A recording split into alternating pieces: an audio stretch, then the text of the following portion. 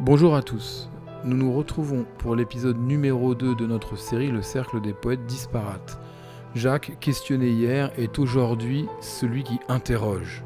En face de lui, Monsieur Castelnau, pasteur protestant à la retraite qui donne des cours d'hébreu biblique. De mon côté, j'étais à la technique, c'est-à-dire que je m'occupais du gain des micros, du niveau de batterie des différents appareils. J'ai d'ailleurs changé les piles du micro de Monsieur Castelnau, mais aussi de la place de la caméra B, de la seconde caméra.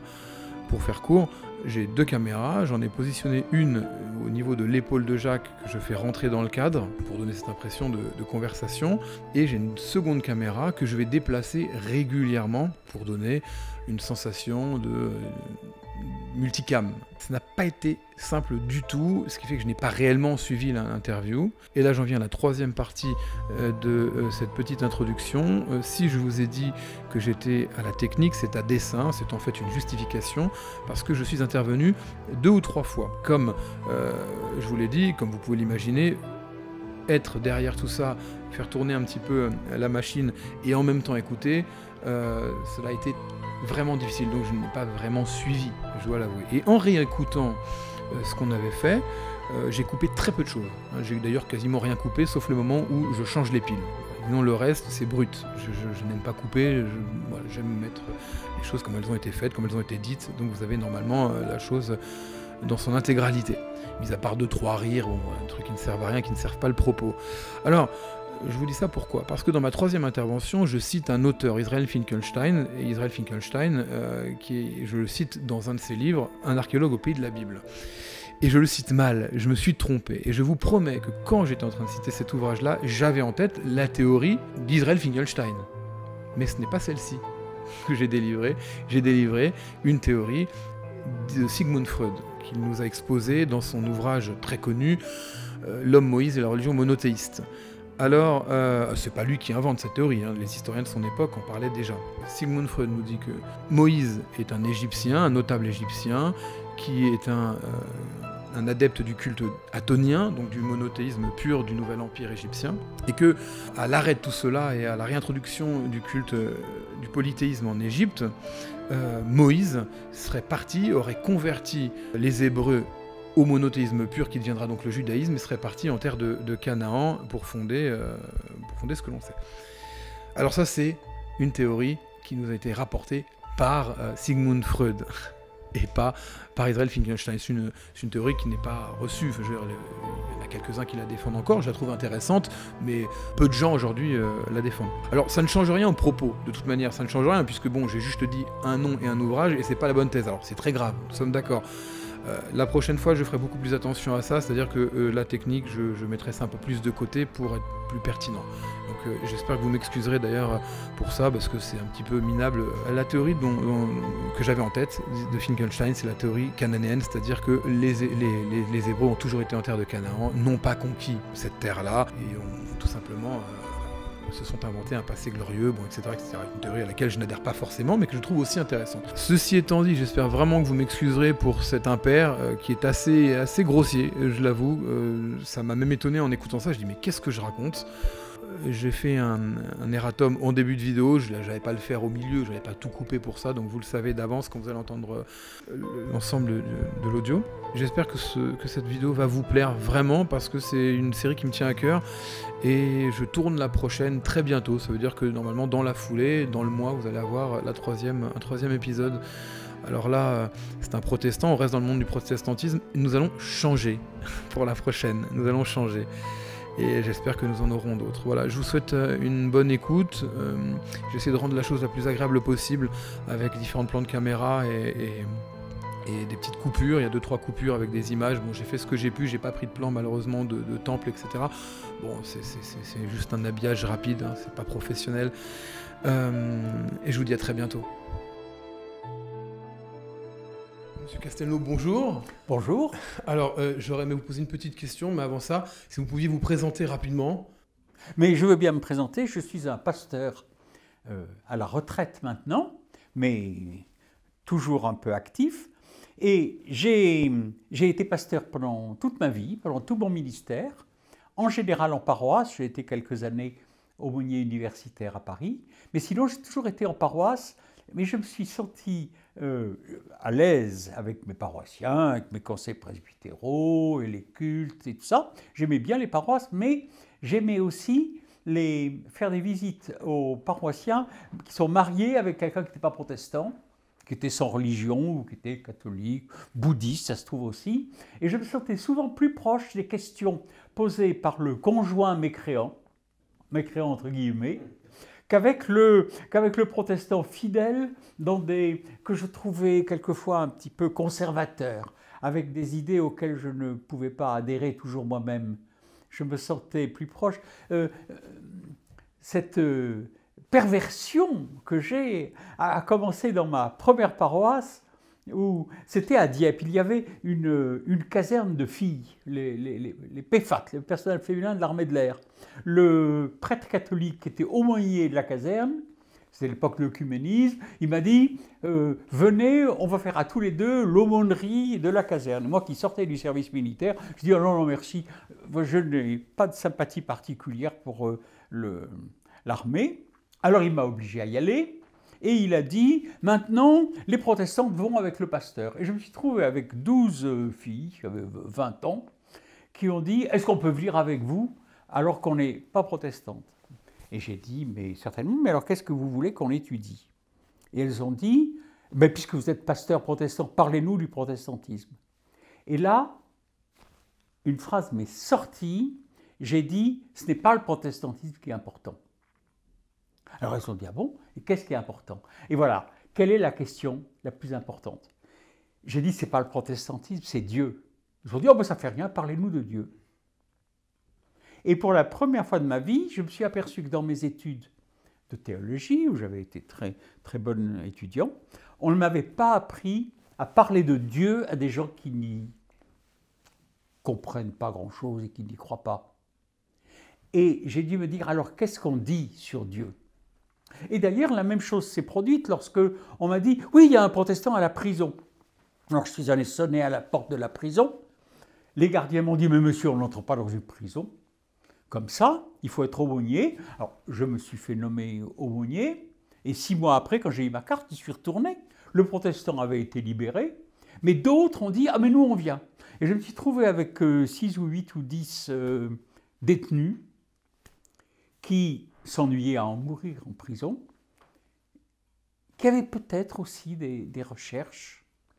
Et j'ai dû leur faire lire la Bible. Je me souviens par exemple d'une fois, on lisait Caïn et Abel, Caïn qui a tué Abel, et justement l'un d'eux était en prison pour meurtre au cours d'une bagarre sur un chantier. Il a pris une barre de fer, il avait tapé sur la tête de l'autre, l'avait tué. Alors naturellement, il était en prison. Il s'appelait le prêtre en plus. Et alors, on lisait le texte où Dieu dit à Caïn, pour le protéger, je te mets une marque sur le front pour te protéger. Alors les détenus m'ont dit, alors est-ce que le prêtre, qui est un meurtrier, a une marque de protection sur lui? Et là, je me rappelle avoir répondu, qu'en pensez-vous? Et ces détenus sont repartis, eux qui n'étaient jamais allés dans une église, sont repartis dans leur cellule en se tapotant le menton et en regardant le prêtre avec un air nouveau, parce qu'ils se demandaient s'il avait, lui, une marque de protection de la part de Dieu. J'ai trouvé, c'est quand même saisissant, cette lecture de la Bible. Et alors, je suis retourné tous les mercredis leur faire lire la Bible. Je la lisais aussi à la Croix-Bleue, quand c'est le relèvement des alcooliques. Quand quelqu'un m'a dit « Mais moi, vous devez me parler du récit, vous savez, la femme courbée qui ne pouvait pas se relever du tout. Et Jésus la libère, il dit de cette chaîne. » Et cet ancien alcoolique disait « Moi, ma chaîne m'attachait au pastis et je ne pouvais pas me relever. » Se relever, c'était arrêter de boire, c'était le mot qu'ils employaient. Et c'est le mot du Nouveau Testament. Attaché à cette chaîne, il ne peut pas se relever du tout. Et Jésus libère cette femme. Et ce type a dit, voilà, c'est ça qu'il faut me raconter. Moi, le Dieu des églises, j'y crois pas du tout. Le Dieu de la Croix-Bleue, c'est mon histoire. Et il a dit cette phrase qui m'a frappé, vous pouvez raconter mon histoire, parce qu'elle est un modèle pour les autres, évidemment. Mais ce qu'il faut surtout raconter, c'est l'histoire de Jésus avec la femme, parce que c'est elle sur laquelle on se base. Et j'ai pensé, voilà, tous ces gens dehors des structures ecclésiastiques, c'est eux qui m'intéressent. J'ai été aussi pasteur aux Pays-Bas un temps à l'époque où il y avait des hippies. J'allais sur un bateau complètement pourri, ces jeunes qui fumaient du hache. Et moi, j'y allais comme ça. Ma femme y allait aussi. Comme ils avaient faim, qu'ils n'avaient rien, elle leur apportait des biscuits. Moi, je disais, j'apporte rien. Je n'apporte que ce que j'ai. C'est une parole. Et je disais, que puis-je faire pour vous? Et alors, il disait, rien, tu peux rien faire. Et je suis venu, avec un Nouveau Testament, j'ai fait des lectures bibliques. Et alors ça les intéressait. Cette possibilité de renouveau, de s'en sortir. Et certains, alors j'étais pasteur d'une église à Amsterdam, magnifique, baroque, avec des lustres dorés, somptueux. Et alors ces hippies venaient voir à quoi je ressemblais quand j'avais une robe pastorale et que je prêchais. Et des conseillers presbytéraux, qui le dimanche portaient une jaquette, m'ont dit, mais alors, est-ce que c'est vrai que vous amenez des hippies dans notre culte? Et j'ai dit, oui, parmi les jeunes, certains. Ils ont dit, dites-nous lesquels. Méchants, j'ai dit, non, vous n'avez qu'à deviner vous-même. Ce qui fait qu'ils se tapotaient le menton aussi pour se dire, mais lesquels de ces jeunes sont indignes et viennent pour entendre cette parole. C'est cette parole de dynamisme créateur, d'espérance qui me plaît.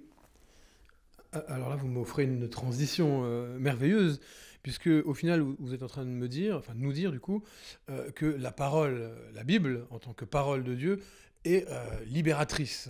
Mais moi, là où je veux en venir, c'est au niveau de la foi. Elle est libératrice quand on la demande. Quelqu'un qui ne la demande pas, si vous rencontrez quelqu'un dans la rue, que vous lui parlez de la Bible, il peut vous envoyer bouler, parce qu'il n'est pas à même d'entendre, il n'a pas ce désir d'entendre la parole. Les gens dont vous nous parlez maintenant, sont des gens qui avaient quand même une demande. Parlez-nous de Dieu, parlez-nous de la Bible, parlez-nous du protestantisme. Donc, là où je veux en venir, c'est je ne crois pas du tout que ce soit vrai, ce que vous dites. Ces gens que je rencontrais, les détenus à la prison qui venaient à mon groupe, c'était parce qu'ils s'ennuyaient à en mourir. Ils me disaient, tous les jeunes dans les prisons, hein, c'était des garçons de 20 ans qui étaient des petits cambrioleurs, à part l'assassin en question, ils me disaient, l'un d'entre nous a une montre, et on lui dit, quelle heure il est? Et il dit, c'est 3 heures. Alors on attend un grand moment, mais vraiment un grand moment, et on lui dit, et quelle heure il est? Il répond, 3h05. Et dans cette atmosphère-là, quand un jeune, j'étais un jeune pasteur à l'époque, j'étais à peine plus âgé qu'eux, propose de sortir de leur cellule pour aller dans une autre cellule, faire un groupe, ça les change. Surtout qu'ils disaient, oui, tu verras, c'est un pasteur sympa, un aumônier sympa. Alors j'étais sympa, je leur apportais des cigarettes.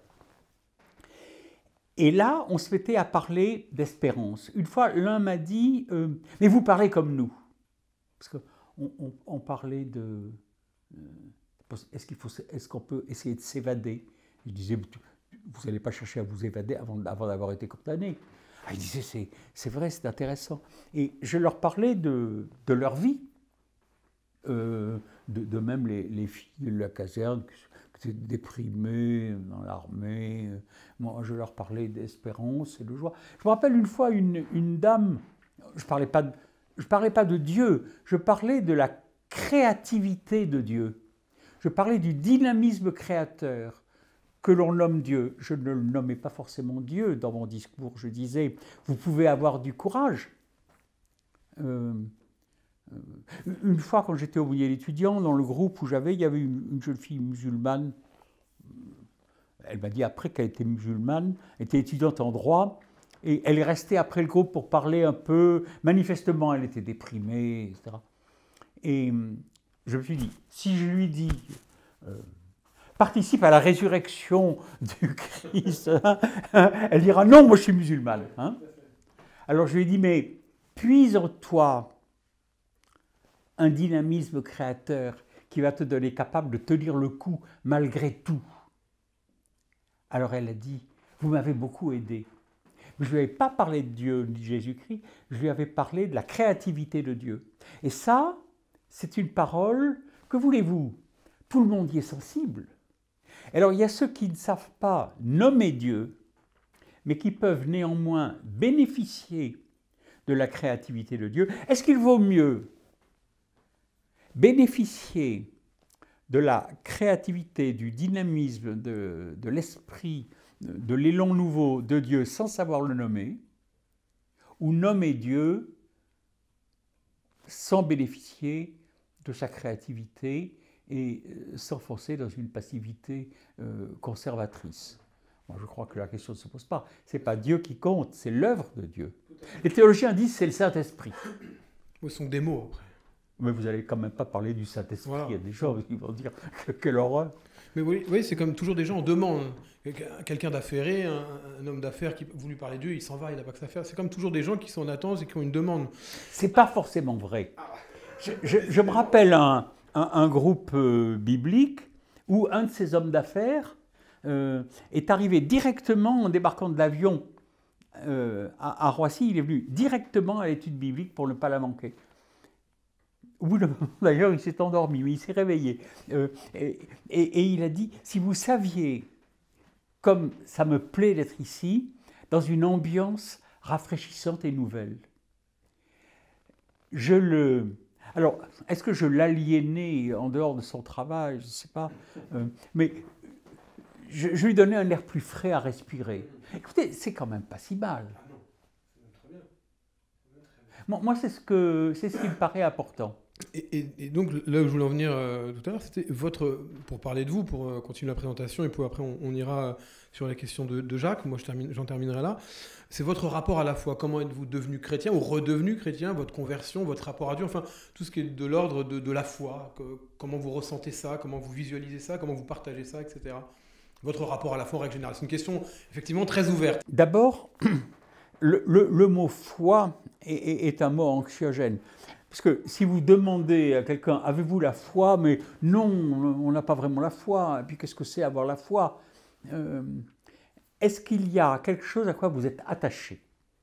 Ce à quoi je suis attaché, c'est un peu ce que je viens de vous dire. Que malgré tout, hein, on peut néanmoins se lever et marcher. Pour moi, c'est une phrase de Jésus qui fait sens pour moi, quand Jésus dit au paralysé qui ne pouvait pas marcher puisqu'il était paralysé, « Lève-toi et marche ». Et il se lève et marche. Je pense à une dame, une fois, déprimée, elle est venue me voir avec sa fille, adolescente, toutes les deux déprimées. Et finalement, à bout d'arguments, je lui ai dit « Mais qu'est-ce que vous aimeriez ?» Et la dame a dit « Je ne désire rien. » Je dis « Allez, n'importe quoi. » Elle a dit « Moi, ce qui me plairait, c'est d'aller au bout de ma rue, il y a un club, on fait du karaté. Parce que moi, voyez-vous, je ferais volontiers du karaté. » Je lui ai dit « Madame, allez-y. » Eh bien, elle y est allée. Avec sa fille, elles ont fait du karaté. J'ai trouvé qu'elles étaient renouvelées, qu'elles utilisaient leur élan intérieur. J'étais content, je dis, elles sont sauvées. C'est ça le salut. C'est brusquement se sentir utiliser les capacités qu'on a en soi, qui nous sont renouvelées, bien entendu, par cet élan intérieur qui monte, qui est en nous, qui n'est pas sans nous, mais qui est plus que nous.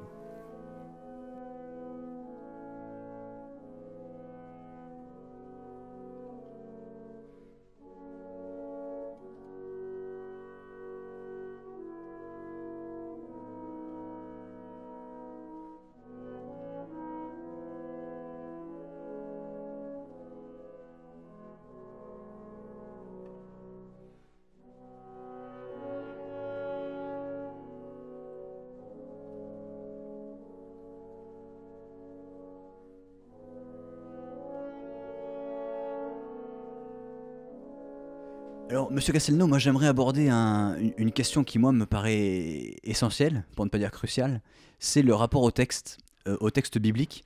à la fois en traduction et dans les textes en grec, en araméen, en hébreu, en araméen et en grec. Donc déjà, première question, quelle Bible lisez-vous personnellement? Votre Bible de chevet, la Bible que vous prenez quand vous avez envie de prier ou de méditer la parole de Dieu? Mais je crois que toutes les traductions sont bonnes. Moi, j'aime bien la Bible second parce que je la connais par cœur, comme tous les gens de mon âge. Mais la traduction œcuménique de la Bible, la Tob, est excellente, la Bible de Jérusalem, elles sont toutes bonnes. Peut-être que la traduction des Témoins de Jéhovah est un peu discutable et manipulée, hein, mais les grandes traductions sont toujours bien. C'est bien d'ailleurs d'en posséder plusieurs, parce qu'on peut comparer et ne pas s'attacher à un mot alors que ce mot pourrait être remplacé par un autre. Ce qu'il faut naturellement, c'est voir l'usage qu'on en fait de ces textes. Moi, ce que je trouve, ces textes anciens, qui émanent d'une culture qui n'est plus la nôtre, aussi bien l'Ancien Testament hébreu que le Nouveau Testament grec, quand on lit ces récits, je crois que la seule manière que je comprends pour lire la Bible, c'est d'essayer de découvrir quel esprit animait leur auteur. Ce texte-là, qui me paraît bizarre, étrange, choquant, incompréhensible, absurde, merveilleux, qui l'a écrit? Je pars du principe que les auteurs bibliques ne sont pas aussi stupides qu'on pourrait le penser. Ils sont certainement aussi intelligents que vous et moi. Alors, pourquoi ont-ils écrit ça?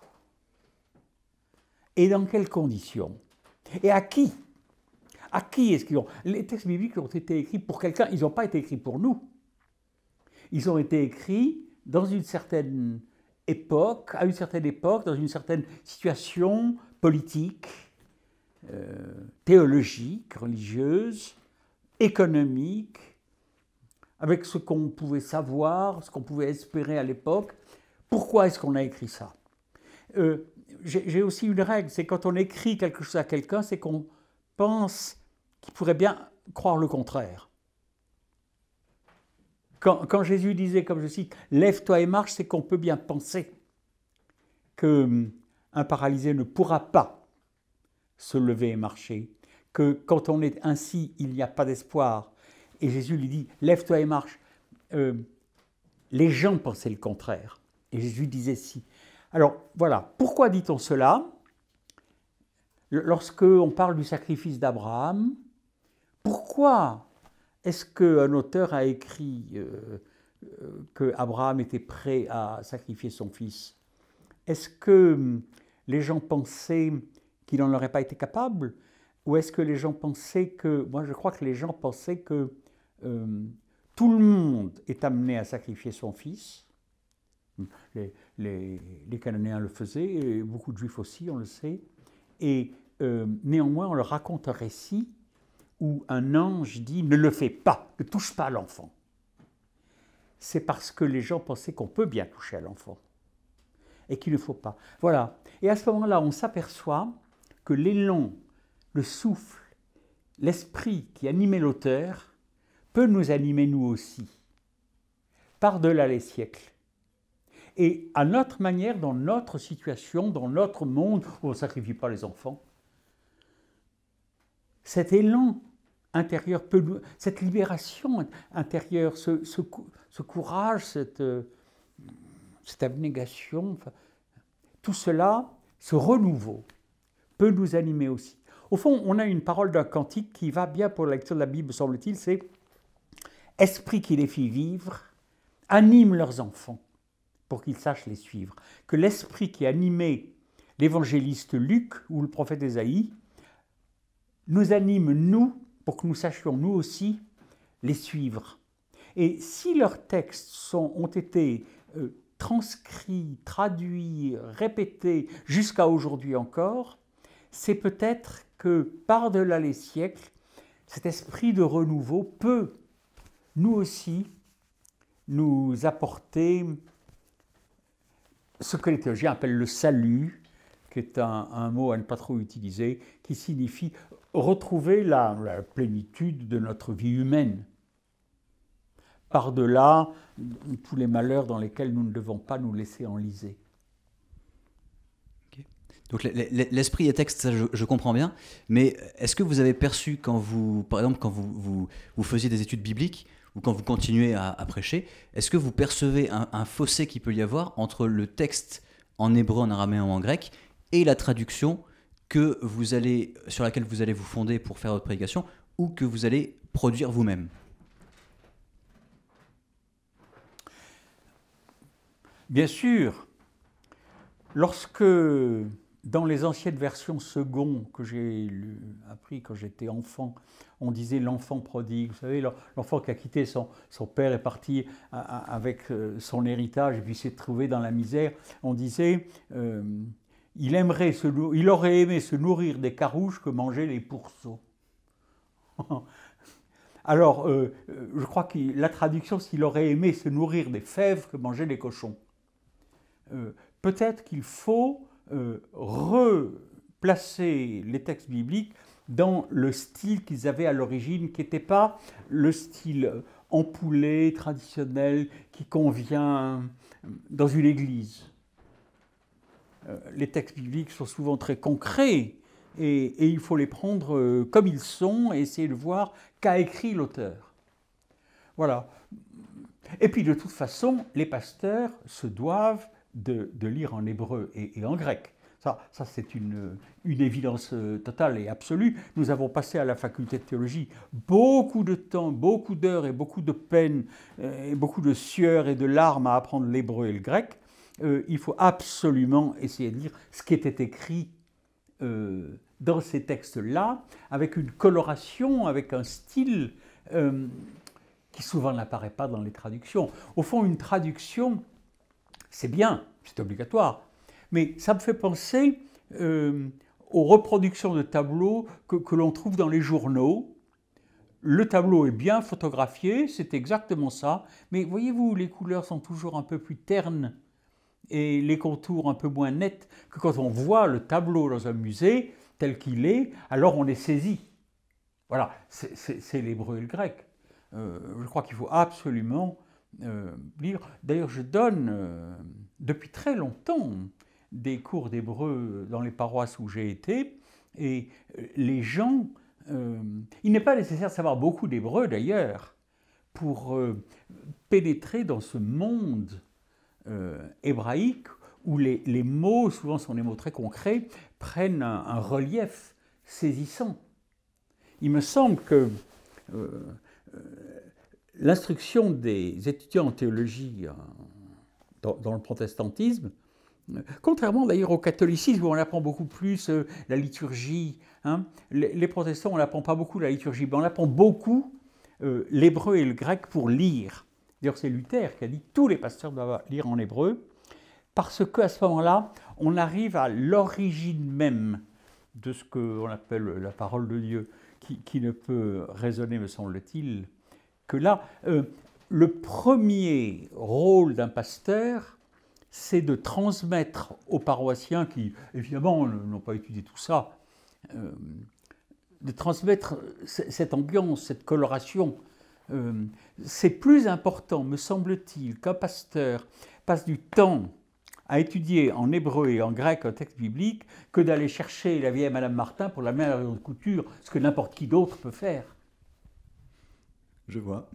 Quand un pasteur dit « j'ai pas le temps », son conseil presbytéral devrait s'inquiéter, parce que nous avons été nommés pasteurs, on a pris l'engagement, moi je me souviens quand on me disait ordonné pasteur à l'époque, on s'engageait à une vie d'études. Alors ce n'est pas la vie de conduire une voiture pour aller conduire les enfants au catéchisme, bien que naturellement il faille le faire aussi. Mais à choisir entre deux activités, il faut d'abord étudier la Bible en hébreu et en grec, voir, essayer de comprendre l'esprit qui les fit vivre et le transmettre. Passer plus de temps à réfléchir à ce qu'on dit qu'à ce qu'on fait. Un pasteur qui... Une fois dans une de mes paroisses, j'ai réparé un interrupteur au mur. parce que je fais quelquefois des choses que je ne devrais pas faire. Et un paroissien est passé et m'a dit « Ah, monsieur Castelot, vous travaillez !» Mais je dis « Non, justement, je ne suis pas en train de travailler, je suis en train de faire un loisir. Mon travail, ça n'est naturellement pas ça. » D'accord. Et d'après votre expérience en tant que pasteur et d'après votre expérience personnelle de foi, donc quand vous assistez par exemple à une prédication, est-ce que vous continuez de penser que tous les pasteurs actuellement connaissent leur texte en hébreu et en grec? Parce que moi personnellement, quand je vais à une prédication, quand j'allais à des prédications, parfois on ornait un peu le discours de quelques mots pris en hébreu ou à l'hébreu ou au grec, mais il n'y avait strictement, enfin je n'entendais jamais, enfin en tout cas pas grand-chose de la beauté que peuvent avoir les textes dits originels et surtout de leur puissance critique par rapport au discours convenu des traductions ou des paroles toutes faites. Oui, vous avez tout à fait raison. Quelquefois, les pasteurs, avec un peu de coquetterie, trouvent un mot hébreu mentionné dans un commentaire et le mentionnent pour montrer comme ils sont savants, mais ça n'arrange rien du tout. On s'aperçoit qu'ils n'ont pas véritablement pénétré le texte. Non, très souvent, les prédications des pasteurs, les miennes aussi peut-être d'ailleurs, sont très ennuyeuses. Elles ne disent rien, que des sentiments convenus, comme quoi l'amour est supérieur à la haine et l'attachement à l'ignorance du voisin. Bon, c'est pas la peine de venir pour entendre ça. C'est vrai. Les pasteurs disent souvent qu'ils n'ont pas le temps. Peut-être aussi qu'on leur a trop fait croire qu'il fallait des prédications compliquées. Moi, je crois que ce n'est pas compliqué d'essayer de voir ce que dit la Bible, d'essayer de pénétrer. Pourquoi on a écrit ça? Pourquoi ils ont écrit la sortie d'Égypte à travers 2 murs d'eau jusqu'au pays où coule le lait et le miel, sortant de la maison de servitude? Pourquoi, à partir de ce texte, les Noirs dans les plantations de coton des États-Unis chantaient « Let my people go »,« Laisse aller mon peuple ». Ils avaient trouvé un dynamisme de libération, d'espérance, d'humanisme dans ce récit qui, présenté comme il est, serait absurde. Vous savez, un gosse disait, son père lui disait, qu'est-ce que le pasteur a dit à l'école du dimanche aujourd'hui? Ah, le pasteur, tout ce qu'il dit, on sait très bien que c'est pas vrai. C'est que le pasteur n'a pas bien réfléchi, qu'on n'enseigne pas le passage de la mer Rouge comme une vérité historique, on enseigne ce récit comme l'image, comme la métaphore, comme la parabole d'une libération du pays de servitude vers le pays où coule le lait et le miel. Ça n'est pas la vérité historique qui a le moindre intérêt. D'autant plus que les historiens nous disent que c'est absolument pas possible que ça se soit passé comme ça. Bon. Souvent, je suis agacé quand les pasteurs laissent croire que pour être enfant de Dieu, il faut croire à des vérités dont les historiens nous disent c'est absolument pas vrai, ça ne s'est pas passé comme ça. Le texte n'a pas été écrit à ce moment-là. D'accord. Et certains pasteurs, j'ai entendu certains pasteurs me dire explicitement que, en fait, si ils ne se sentaient pas appelés à étudier ces textes dans ces langues, parce que les gens du peuple n'allaient pas comprendre.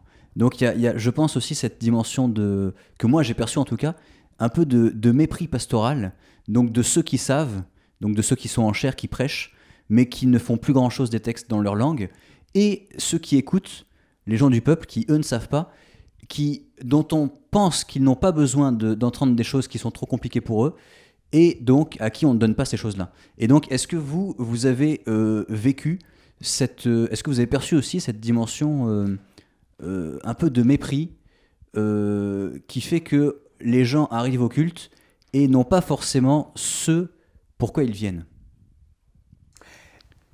Je crois que le métier de pasteur, c'est d'être quelqu'un qui fait l'intermédiaire entre les gens dont vous dites qui sont ignorants de ces choses, et j'admets tout à fait qu'on soit ignorant de la vérité historique du texte biblique, de l'hébreu et du grec, tout ça. Les gens en sont ignorants, d'ailleurs, ils savent d'autres choses que les pasteurs ne savent pas. Bon. L'intermédiaire entre eux et puis les professeurs de théologie qui passent leur vie dans les bouquins à approfondir. Un pasteur est capable d'être en rapport aussi bien avec ses paroissiens ignorants qu'avec les professeurs savants. À savoir, nous avons été instruits, après tout pour être pasteur, il fallait avoir passé son bac, faire 5 ans d'études. Il ne faut pas être nous-mêmes ignorants. Il faut être capable de lire et de comprendre les livres des professeurs. Et notre rôle, c'est premièrement de lire ces livres. Souvent, les paroisses, normalement, toujours, les paroisses payent aux pasteurs des frais pas seulement de bureau, mais de bibliothèque pour acheter des livres. L'Église nous donne des livres. Premièrement, on les lit et on les comprend. Et si on ne comprend pas, on relit. Mais il faut qu'on comprenne. Et qu'on soit capable, parce qu'on fait des visites, de dire aux gens ce qu'on a compris. Je vous donne un exemple d'hébreu, puisque vous parliez d'hébreu. En hébreu, quand on fait la grammaire hébraïque, qu'on apprend dans le sang et les larmes, on apprend que dans les verbes, il n'y a pas, comme en français, de passé, de présent et de futur. Il y a un passé, qu'on appelle l'accompli, et puis il y a un autre temps, qu'on appelle l'inaccompli en hébreu, qui est à la fois le présent, le futur, le conditionnel, qui est tout ce qui est en mouvement, tout ce qui est, comme son titre l'indique, inaccompli.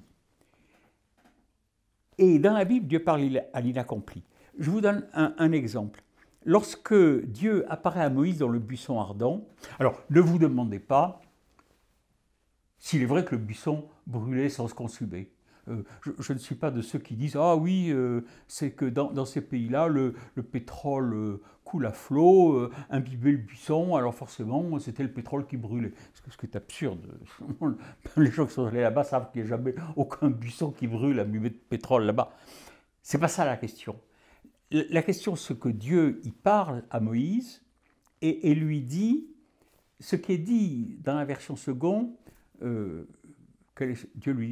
Moïse lui dit quel est son nom, et Dieu répond « Je suis celui qui suis ». C'est ce que dit second. Ça n'a pas de sens, « Je suis celui qui suis ». C'est que Dieu parle à l'inaccompli. Et il dit « Je suis ce que je suis, ou je serai ce que je suis ce que je serai ce que je pourrais être ce que je suis toujours ». C'est cette présence vivante, dynamique de Dieu. Et Dieu ne se moque pas de Moïse en lui disant en hébreu « Ehyeh, Asher Ehyeh », je serai ce que je serai ou ce que je suis. Il lui montre sa présence vivante. Dans l'Apocalypse, alors le Nouveau Testament est écrit en grec. Alors en grec, on retombe dans les langues occidentales où il y a un futur inconditionnel, tous les temps de verbes que nous connaissons. Et alors dans l'Apocalypse, il y a une citation de cette parole hébraïque où Dieu dit « Je suis celui qui est, qui était, et on attend qui sera, mais non, je suis celui qui était et qui vient ». Et là, l'auteur grec a réussi à reprendre le dynamisme qu'il y avait dans le buisson ardent. « Ehyeh, Asher Ehyeh » je serai ce que je serai. Les gens ignorants n'ont pas besoin d'avoir fait Bac plus 10 pour comprendre cette présence inattendue, toujours surprenante, toujours nouvelle, toujours la même et toujours nouvelle de Dieu. Je serai ce que je pourrais être, ce que je suis toujours. Et il me semble que ce que je vous explique là est immédiatement compréhensible par n'importe qui. Mais c'est une parole, si on veut bien l'écouter, enthousiasmante. Vous parliez tout à l'heure des gens qui ont la foi ou qui n'ont pas la foi. Ce n'est pas, me semble-t-il, la question. Il ne s'agit pas d'avoir la foi ou de ne pas l'avoir, ou de la perdre. C'est lorsque je vous parle de cette présence qui peut, peut-être, qui peut vraiment vous renouveler, vous encourager malgré tout, est-ce que vous aimez qu'on vous dise ça? Est-ce que vous vous y ouvrez? Est-ce que vous dites, eh bien alors peut-être, oui? Est-ce que cela peut dominer votre inquiétude et vous faire briller un peu les yeux? Alors, c'est ça la présence de Dieu. Ça n'est pas d'avoir la foi, c'est d'aimer entendre « Je suis celui qui vient ». Je crois que tout le monde, alors même ceux qui ne sont pas chrétiens, même ceux qui ne sont pas protestants, les musulmans, la jeune fille musulmane dont je parlais tout à l'heure, lorsque je lui ai dit « puise en toi le courage de continuer », et qu'elle m'a dit « vous m'avez beaucoup aidé », je pense qu'elle avait laissé alors les théologiens disent le Saint-Esprit, disons la présence créatrice de Dieu monter en elle. Et que ça l'avait d'une certaine manière ressuscité. Il ne fallait pas lui dire ça, parce qu'elle aurait dit « non, moi je suis musulmane ». Mais Dieu ne se formalise pas du fait qu'elle soit musulmane. Il peut lui donner le courage de vivre malgré tout. Quand l'ange dit, quand les anges disent gloire à Dieu dans les lieux très hauts et paix sur la terre parmi les hommes de bonne volonté, vous savez qu'on peut aussi traduire parmi les hommes qu'il aime. Dieu aime les hommes tous, quelle que soit leur religion, même s'ils se ferment à cette présence, mais s'ils ont de la bonne volonté. C'est ça la question. Avez-vous de la bonne volonté pour vous en sortir? Oui, eh bien, voilà. Il y a une chaleur à transmettre.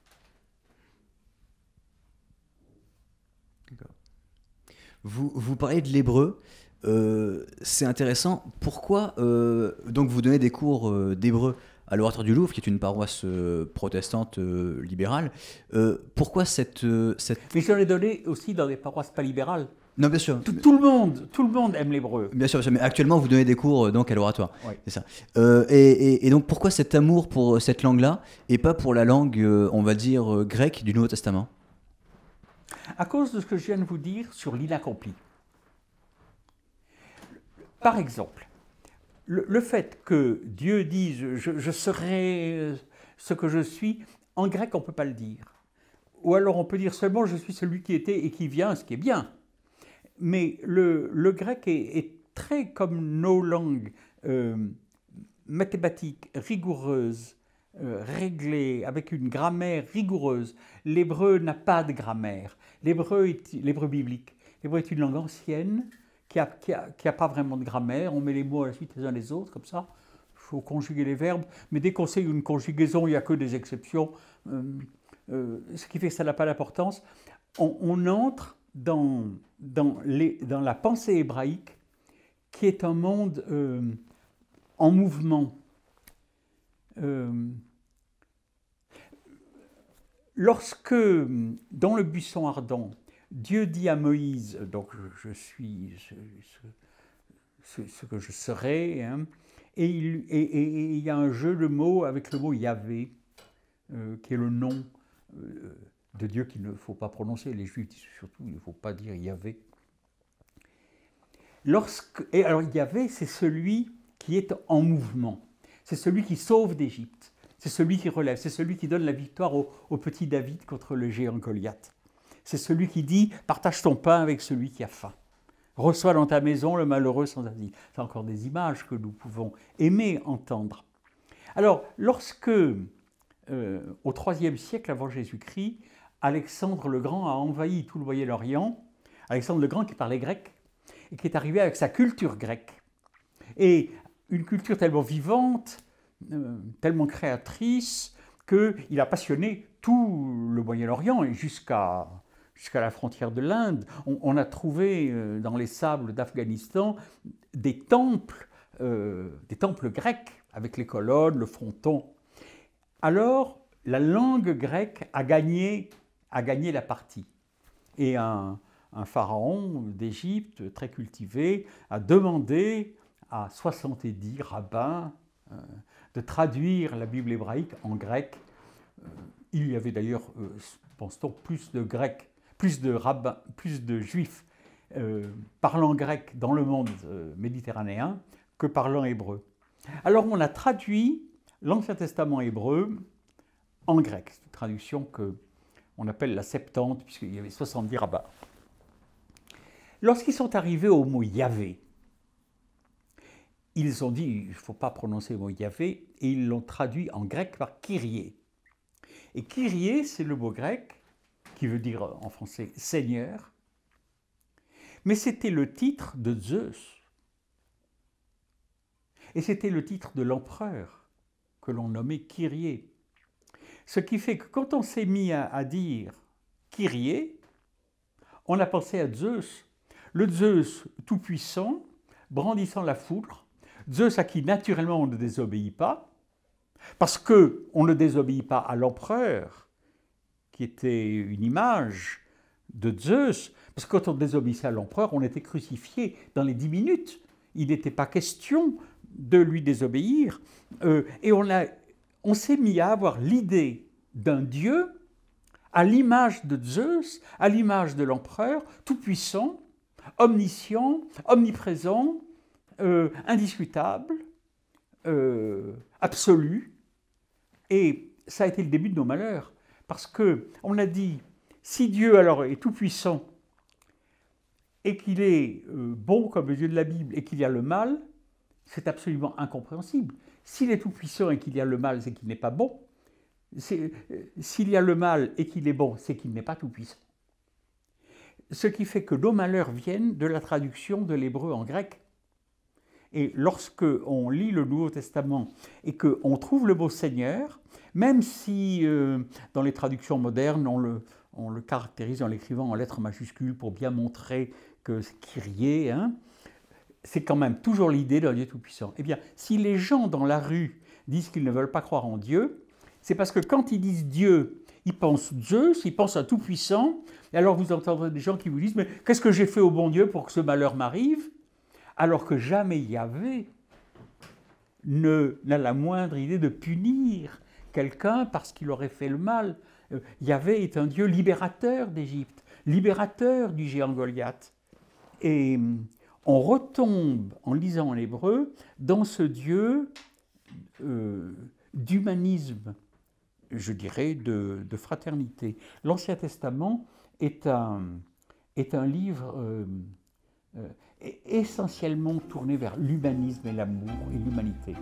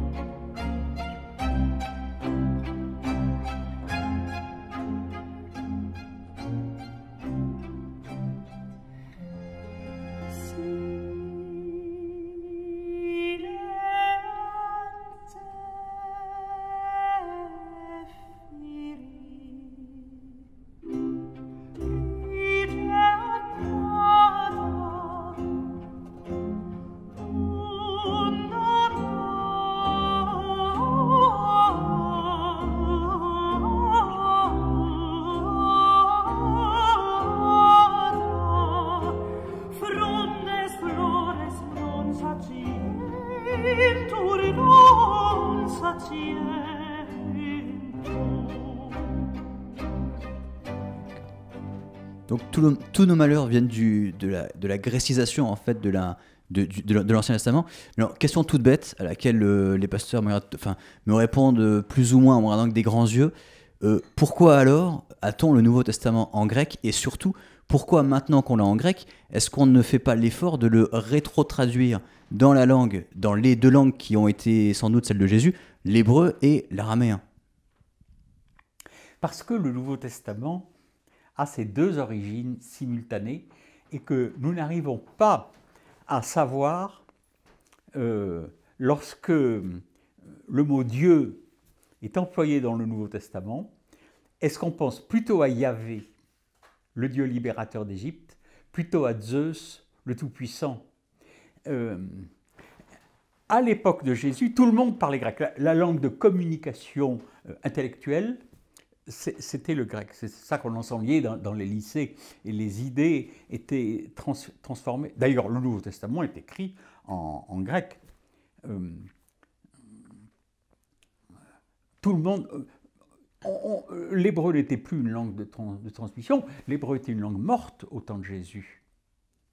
Il n'était pas question d'écrire autrement qu'en grec. Et puisque les gens parlaient ainsi, il fallait parler dans leur langue. De même qu'aujourd'hui, évidemment, nous parlons français. Et alors, nous avons un problème que je viens de mentionner avec le mot Dieu. Nous l'avons aussi certainement avec Jésus-Christ. Que voulez-vous? Quand le Parisien moyen passe devant la Madeleine, l'église de la Madeleine, et voit sur le fronton un Christ dominateur, à l'air sombre et méchant, qui envoie les gens à sa gauche en enfer et à droite au paradis, ce qui est anxiogène, quand on dit Jésus-Christ, les gens pensent, oui, ce Christ de la Madeleine que je déteste, que je récuse, dont je veux être libéré. Alors que je crois que justement, c'était Jésus qui nous libérait des représentations de Zeus. Je vous donne un autre exemple en hébreu, puisque nous parlons d'hébreu. L'attitude d'un fidèle de Dieu, c'est un mot hébreu, on dit amad. Amad signifie se tenir debout. Et un disciple de Dieu, alors il y a le mot disciple, en hébreu c'est ebed. Alors ebed a été traduit en grec par le mot esclave. Alors que c'était pas, ça pouvait être esclave, mais on n'était pas esclave de Dieu, on était disciple de Dieu. Le prophète Élie dit Yahvé, dont je suis le ebed, c'est-à-dire le fidèle. Et alors, on n'est pas à genoux devant Dieu, on se tient debout. Alors, dans le monde grec, on sera à genoux devant Zeus, devant l'empereur, devant le gouverneur, devant le père de famille, dans une attitude humble, humiliée, dépendante, obéissante.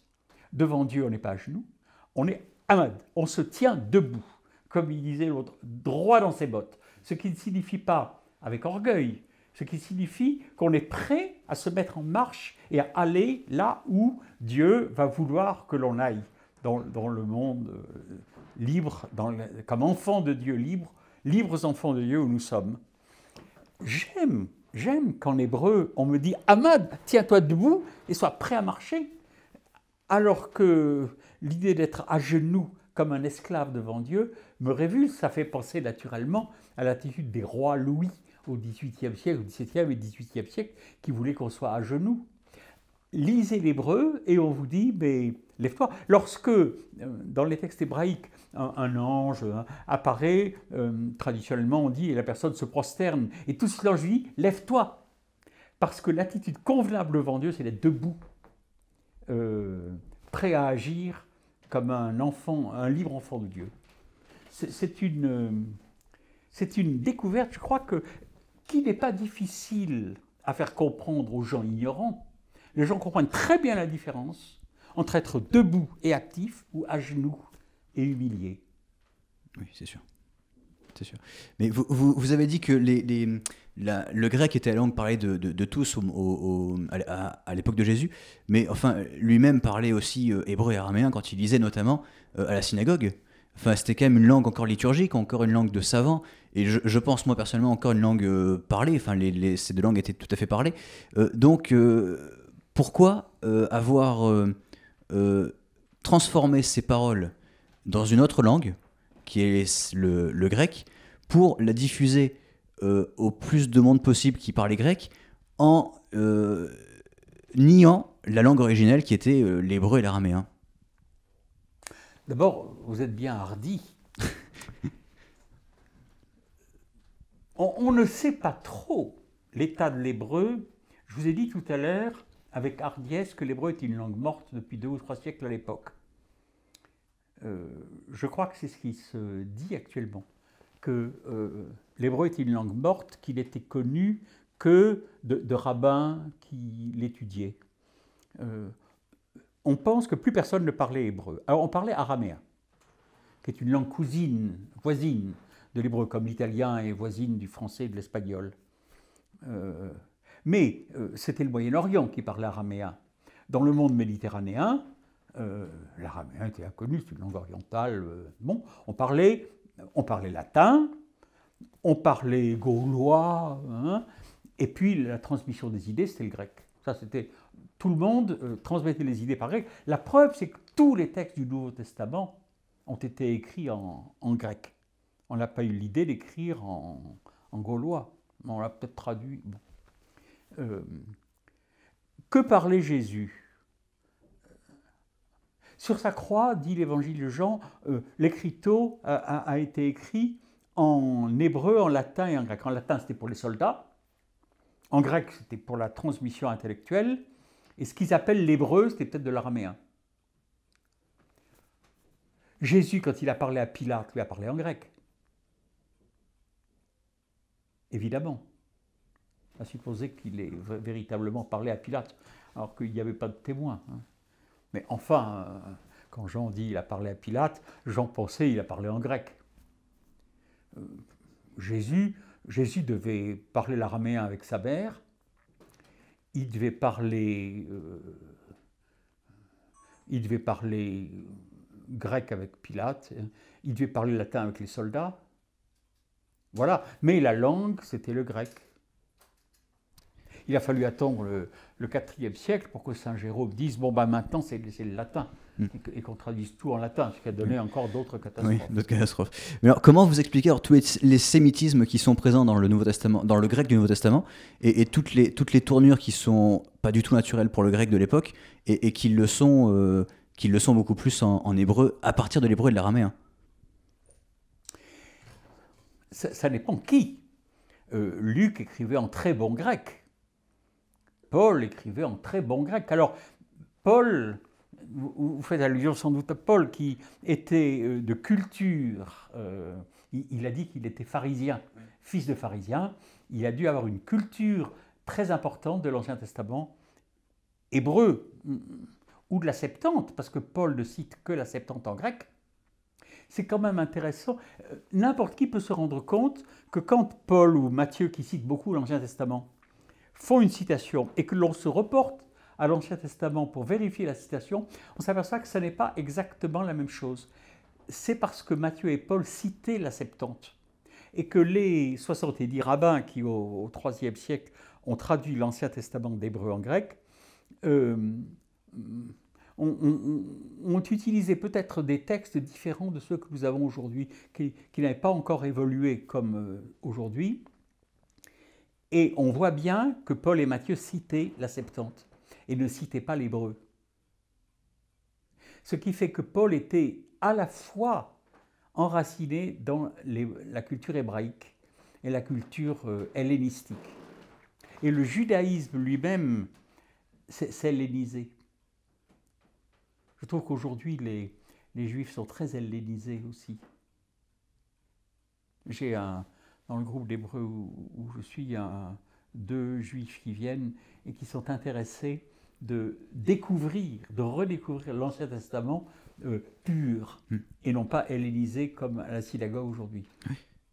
Ça, c'est intéressant parce que donc ça veut dire que ces Juifs-là ne parlent pas l'hébreu, ne lisent pas l'hébreu en tout cas.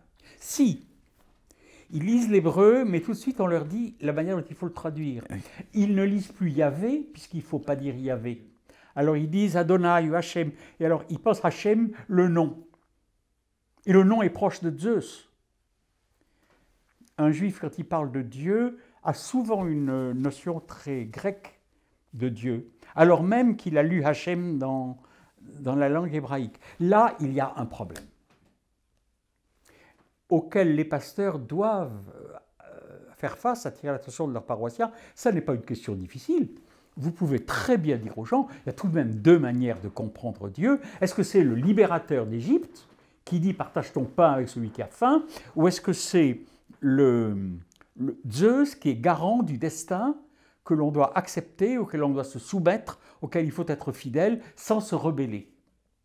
Les Grecs qui disaient les dieux ont fait que l'un est mendiant, l'autre est empereur, et chacun doit accepter son destin. Ce que le Yahvé dans l'Ancien Testament n'a jamais dit. Pour Yahvé, on n'accepte pas son destin, on passe par un renouveau, Jésus dira une résurrection. Il n'est pas nécessaire d'être très intellectuel pour comprendre des choses comme ça. Et je trouve que les pasteurs, les prêtres aussi, sont là pour bien expliquer aux gens de quoi on parle quand on dit Dieu. Et quel texte utilisez-vous pendant vos cours d'hébreu? C'est-à-dire, quelle édition en fait des textes utilisez-vous? Oh bah, en hébreu, on n'a pas beaucoup de choix, il n'y a pas beaucoup de variantes. Dans le Nouveau Testament grec, il y a beaucoup de variantes, mais en hébreu, il n'y a pas tellement de variantes, ou alors c'est très compliqué, moi je ne m'en occupe pas. Je prends le texte qui est reçu, qui est vendu dans les Bibles hébraïques que l'on a, sans discuter. Ça ne me paraît pas là, les variantes hébraïques ne me semblent pas. Je connais certaines de ces variantes. Elles ne me semblent pas tellement importantes par rapport à cette étonnante pensée hébraïque qui elle-même nous met dans un autre monde de pensée. D'accord. Pourtant, il y a quand même un gros problème qui, pour moi, je trouve, qui m'intéresse un peu à l'hébreu. Il y a quand même le problème des voyelles, qui sont quand même très tardives, écrites en tout cas, dont on dit, moi je n'y crois pas personnellement, mais bon, que la tradition orale a été tellement puissante qu'elle a préservé depuis l'origine le vrai sens. Mais quand même, est-ce que vous, en tant qu'hébraïsant, vous enlevez les voyelles des textes que vous étudiez pour avoir d'autres sens possibles, ce qui ne veut pas dire de nier la tradition reçue par les massorettes, mais au moins d'avoir une autre vision et une autre grille de lecture. Les leçons d'hébreu que je fais ne sont pas d'un haut niveau de lecture grammaticale, etc. D'ailleurs, j'ai étudié ça quand j'étais à la faculté de théologie. Je n'y ai pas vu un grand sens spirituel et important, et je ne l'enseigne pas. Je trouve que le dépaysement est suffisant, comme ça, avec l'utilisation des mots, amad ou à genoux, comme je disais il y a un instant, l'inaccompli, des mots comme qu'est-ce que c'est, quel est le sens du mot amour, par exemple.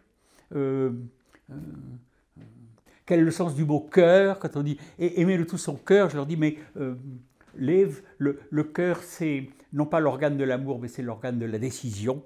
Ça signifie aimer Dieu avec toute sa décision, comme on vote pour un candidat. Cela me paraît tout à fait suffisant pour l'émerveillement des gens qui viennent tous les 15 jours faire de l'hébreu. Je ne serais plus capable d'étudier les différents sens, les différentes conjugaisons d'un verbe suivant que les voyelles sont comme ceci ou comme cela. Donc je prends le texte vocalisé comme il est. Il faut dire pour les gens qui ne le savent peut-être pas que l'hébreu s'écrivait sans voyelles. De même qu'en arabe aujourd'hui, certaines voyelles ne sont pas écrites.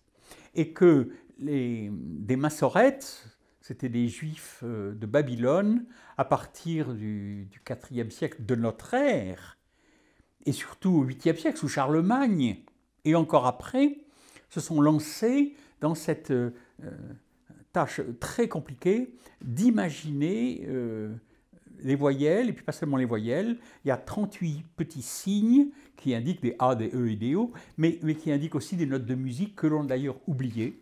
On ne sait plus ce que cela signifie au juste. et la vitesse ou la lenteur avec laquelle il faut prononcer, tout ceci avec un très très grand raffinement.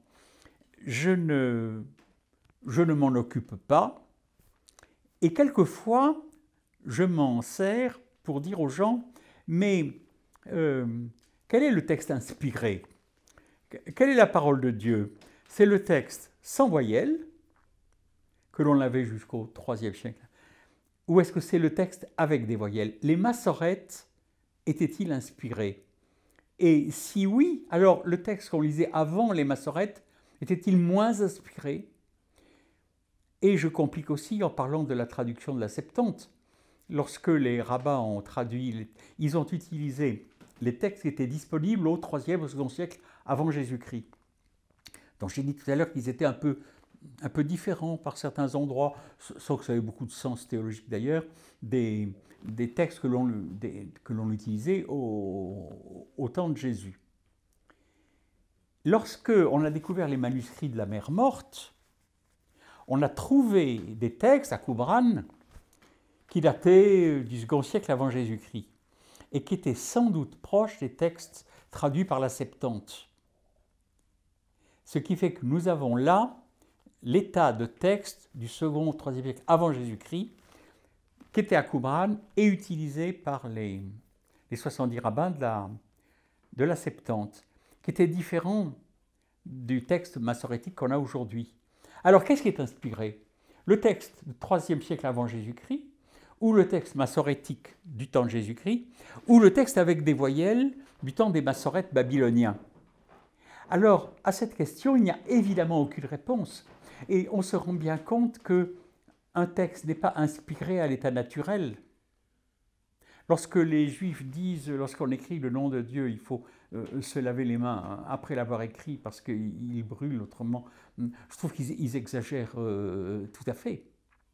Ce n'est pas le texte qui est inspiré, c'est l'esprit qui animait l'auteur du texte qui est inspiré et qui peut nous inspirer nous aussi quand nous le lisons. Il ne faut pas prendre les textes pour argent comptant de façon matérielle comme s'ils étaient sacrés, comme le Coran, ils ont été écrits directement par Dieu. Ce serait les brusquer, les faire sortir de leur... Et puis nous empêcher, nous, de les lire convenablement. Chez les protestants, on met souvent l'accent sur le fait que Luther, notamment, c'est un retour aux sources, et aux sources en hébreu, justement contre le latin ecclésiastique qui est la norme. Mais donc, on pourrait s'amuser aussi à poser la question, notamment à vous qui êtes pasteur protestant, qu'est-ce qui est inspiré? Est-ce que c'est le texte d'origine ou est-ce que c'est le texte retravaillé? On pourrait faire le même, on pourrait poser la même question pour Luther. Lui-même qui s'est acharné contre l'Église à retourner au texte hébreu et à dire, bon, le latin, ça vaut ce que ça vaut, mais on va quand même essayer de retravailler le texte à l'origine inspiré. Comment vous percevez ce fossé qu'il y a entre l'origine protestante et maintenant ce que le protestantisme fait de ces textes premiers, qu'on ne considère plus comme premiers parce qu'il faut repasser par la tradition juive et par la tradition de la Septante? Ce que je crois, c'est que Luther, dont on dit il était angoissé, la doctrine catholique ne faisait que l'angoisser encore davantage, avec l'histoire des indulgences, vous savez tout ça, et il a été saisi en lisant la Bible. Après tout, il était professeur de Bible, professeur du Nouveau Testament. Il a été saisi par le dynamisme de ces textes. Et au fond, c'est ça qu'il a fait. La première chose qu'il a pu faire après la diète de Worms, c'est de traduire la Bible en allemand pour être capable de transmettre cet enthousiasme. Ce qui, après, durant les siècles, a continué à être transmis. Les protestants étaient des enthousiastes de Dieu. Si les huguenots résistaient aux persécutions, c'est parce qu'ils sentaient dans la lecture de ces textes une force intérieure, une joie, un humanisme qui les rendait plus heureux, plus vivants, plus libres. Et nous, c'est cela que nous faisons encore aujourd'hui. lorsque le pasteur, tout à l'heure je disais des collègues qui feraient bien d'être un peu plus attentifs à l'hébreu, au grec, etc. Et j'ai raison d'avoir dit ça. Il n'en demeure pas moins que même le pasteur qui fait un sermon un peu ignorant et un peu raté est capable, à cause de l'esprit du texte qui l'anime à sa manière, même dans son manque de travail, l'anime néanmoins, il est capable néanmoins de susciter un enthousiasme chez les paroissiens qui l'écoutent, parce que l'esprit qui les fit vivre anime leurs enfants.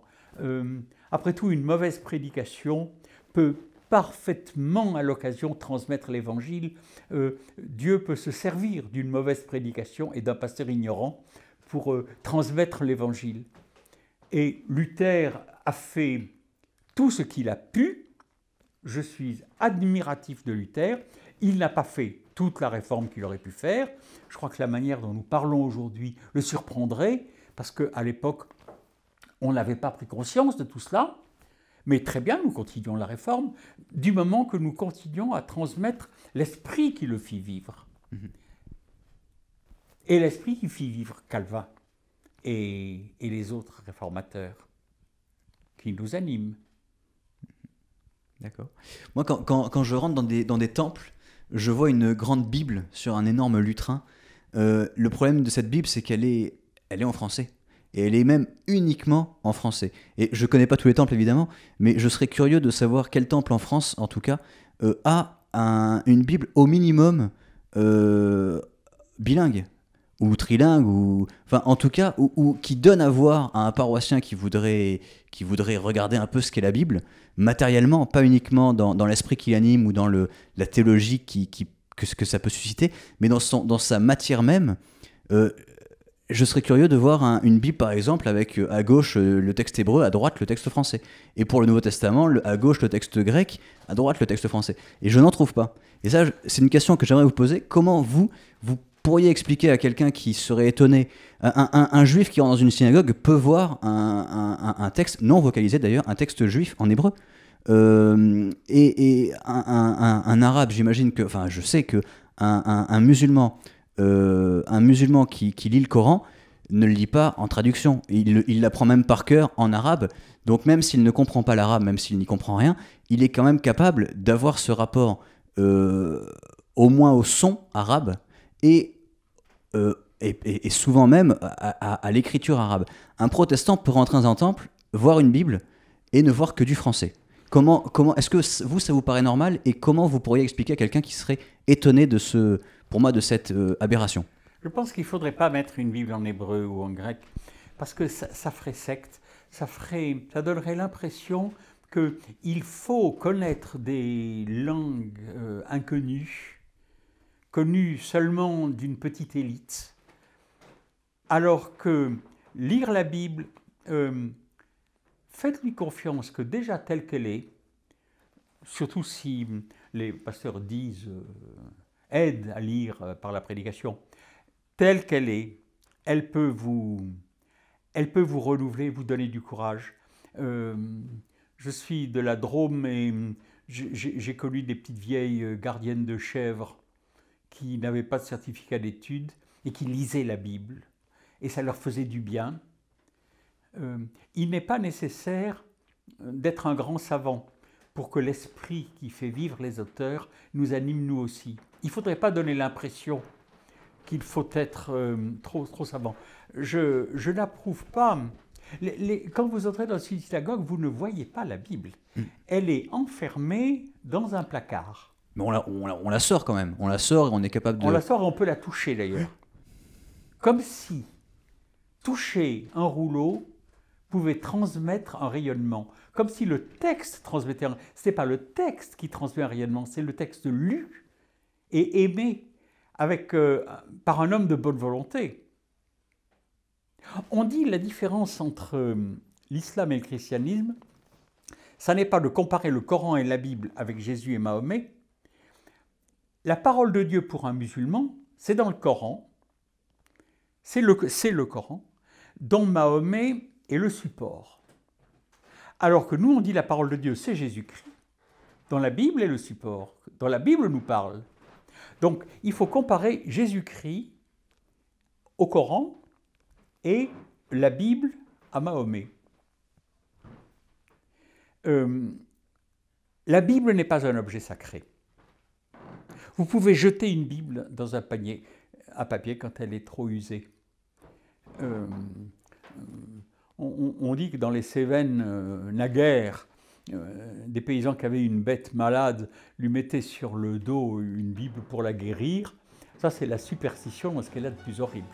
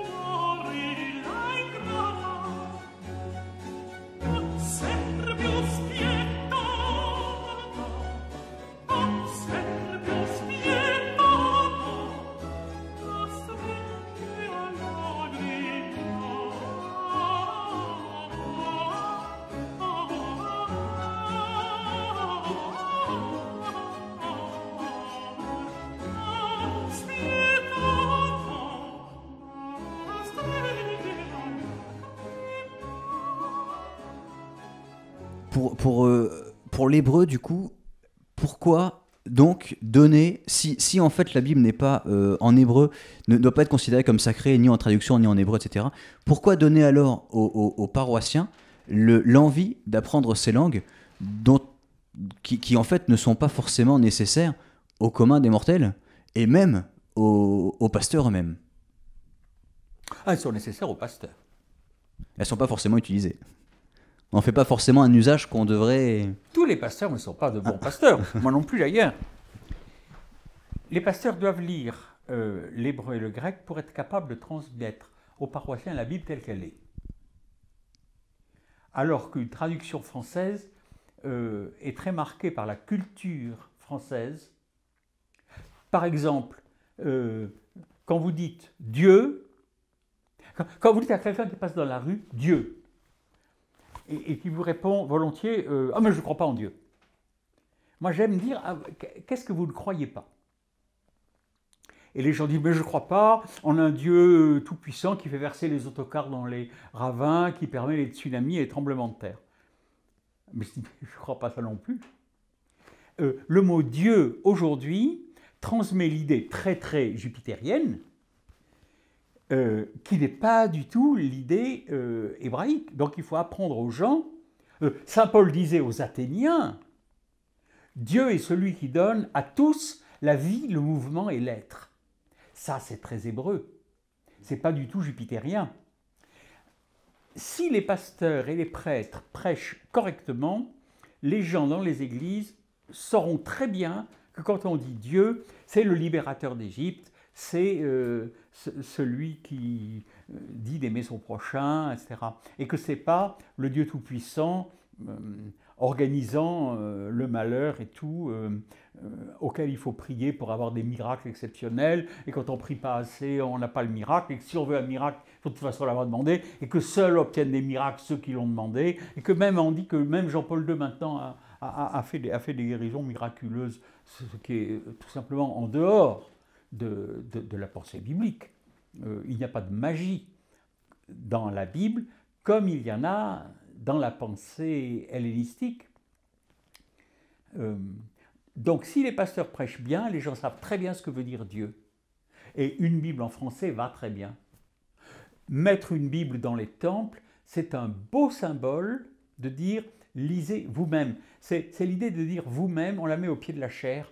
Le problème n'est pas la vérité vient de ce que dit le pasteur, de ce que dit l'Église, la vérité vient de la Bible. D'ailleurs, la prédication des pasteurs est très différente de la prédication des prêtres.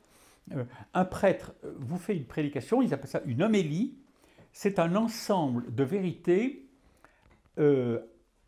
avec des citations des papes, des citations de pères de l'Église, de citations de la Bible, qui est un objet parfait, fini, à prendre ou à laisser. Alors que la prédication d'un pasteur, c'est toujours discutable. D'ailleurs, la preuve, c'est qu'à la sortie, en serrant la main des pasteurs, les fidèles disent « Vous avez dit ça, mais le pasteur un tel, il a dit autrement. » Les pasteurs ont des prédications discutables. Lisez vous-même la Bible, pensez par vous-même, vivez par vous-même l'esprit qui les fit vivre.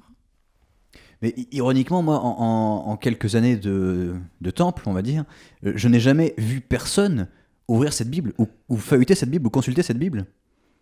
Pendant le culte. Même avant, même après. Personne jamais est venu me parler de ce qu'il avait lu dans cette Bible-là sous la chaire. Je pense que malheureusement, c'est devenu un symbole, uniquement un symbole qu'on ne fait plus vivre, qui est jauni par le temps parce qu'on considère que ce qui est ancien a forcément plus d'autorité que ce qui est nouveau. Donc ce sont toujours des vieilles Bibles. Mais moi, la question un peu provoque que j'ai envie de poser, c'est qui les lit encore ces Bibles-là? Personne. Et pourtant, elles sont énormes. Elles sont à la disposition théorique de chacun. Mais ce qui fait plus autorité que le texte, c'est la parole du pasteur qui prêche en robe et qui prêche en chair, qui prêche au nom de la Bible qui est à ses pieds et qui prêche à un auditoire est-ce qu'il va vraiment au texte?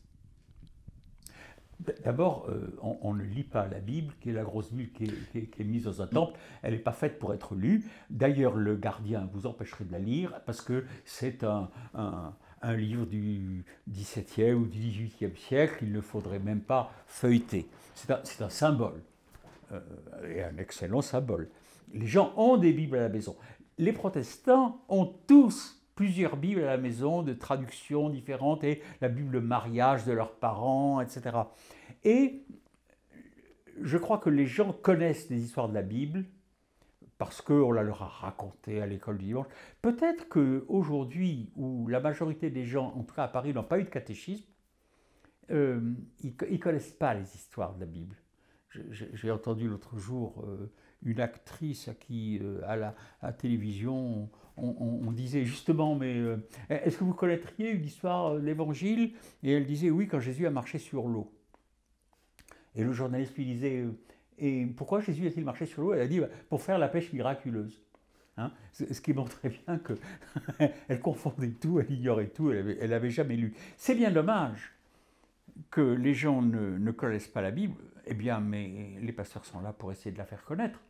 Évidemment, nous sommes très, très savants, nous travaillons beaucoup, nous préparons nos prédications et on les fait devant très peu de gens.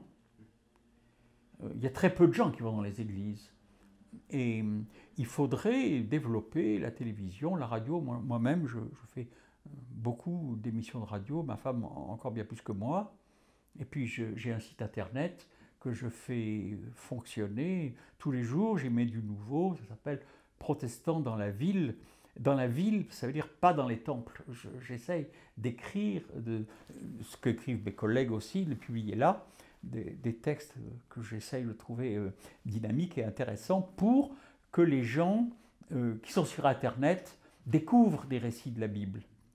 Il faut maintenant trouver la manière de faire connaître ce message qui me semble aujourd'hui de plus en plus vivant dans une époque où on dit tout va mal, tout va mal. Mais arrêtez de dire tout va mal, essayez d'avoir les yeux qui brillent et d'être un peu créateur de résurrection et de renouveau. Mm-hmm.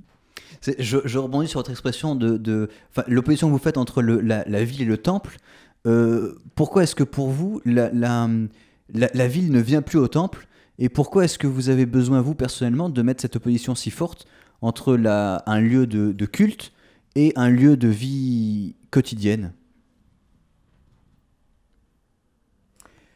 Parce que si peu de gens vont au temple, parce que l'énorme majorité, les 95% des Français, ne vont pas dans une église, donc on croit que Jésus marchait sur l'eau pour faire la pêche miraculeuse, et autres bêtises, et que je trouve que si notre société, si les gens sont tellement négatifs et déprimés, que tout va mal, essayez dans une conversation ordinaire de dire à quelqu'un « mais finalement en France tout ne va pas si mal hein ».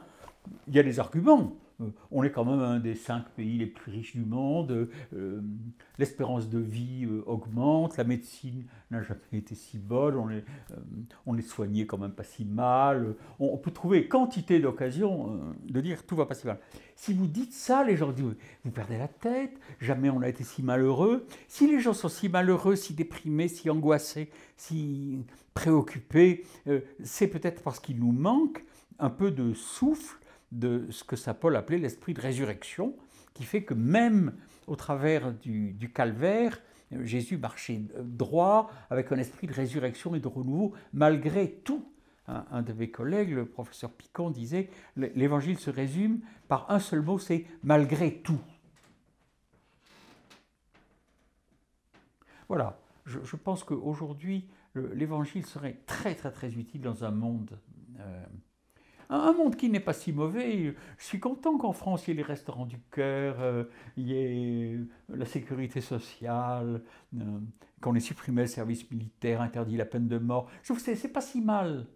Encore faut-il pouvoir s'en réjouir, et pour cela, avoir soi-même un peu de lumière dans les yeux, qui me semble être la caractéristique de l'Ancien et du Nouveau Testament, malgré l'ancienneté de la culture de l'époque. C'est ça. C'est une petite boutade, mais c'est vrai que les protestants sont quand même connus pour être assez austères et pour ne pas forcément avoir toujours les yeux qui brillent, même quand ils parlent de la Bible qui pourtant les anime. Et c'est vrai qu'un temple, c'est quand même assez, sans vouloir être un peu insultant, mais c'est quand même sinistre. Je trouve qu'un culte, même dans la liturgie, la musique, c'est quand même pas très gai. Du coup, est-ce que vous avez été heureux en paroisse, et est-ce que vous avez été heureux de faire ce que vous faisiez, et surtout de faire ce que vous faisiez malgré ce dont vous parlez, malgré tout ce qu'on peut trouver de négatif? Oui, moi j'étais heureux en paroisse, malgré le fait que dès qu'on est en communauté, les caractères s'opposent, les soifs de pouvoir arrivent. Dès que vous mettez les gens ensemble, il y a toujours des conflits. Hein. C'est toujours pénible. Bon. Mais néanmoins, j'étais toujours très heureux. Mais dans un temple, on ne vient pas pour rire. On vient pour recevoir du courage et de la force. Jésus ne riait pas, les prophètes ne riaient pas. Il disait, dans le drame que vous vivez, vous paralysés, vous femmes menacées de lapidation pour cause adultère, vous aveugles, vous les pauvres, c'est à vous que je m'adresse et que je dis un espoir vous est donné à vous.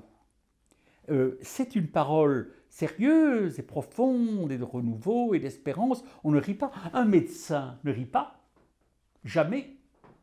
Un avocat ne rit pas, jamais. Il vous aide, il vous renouvelle.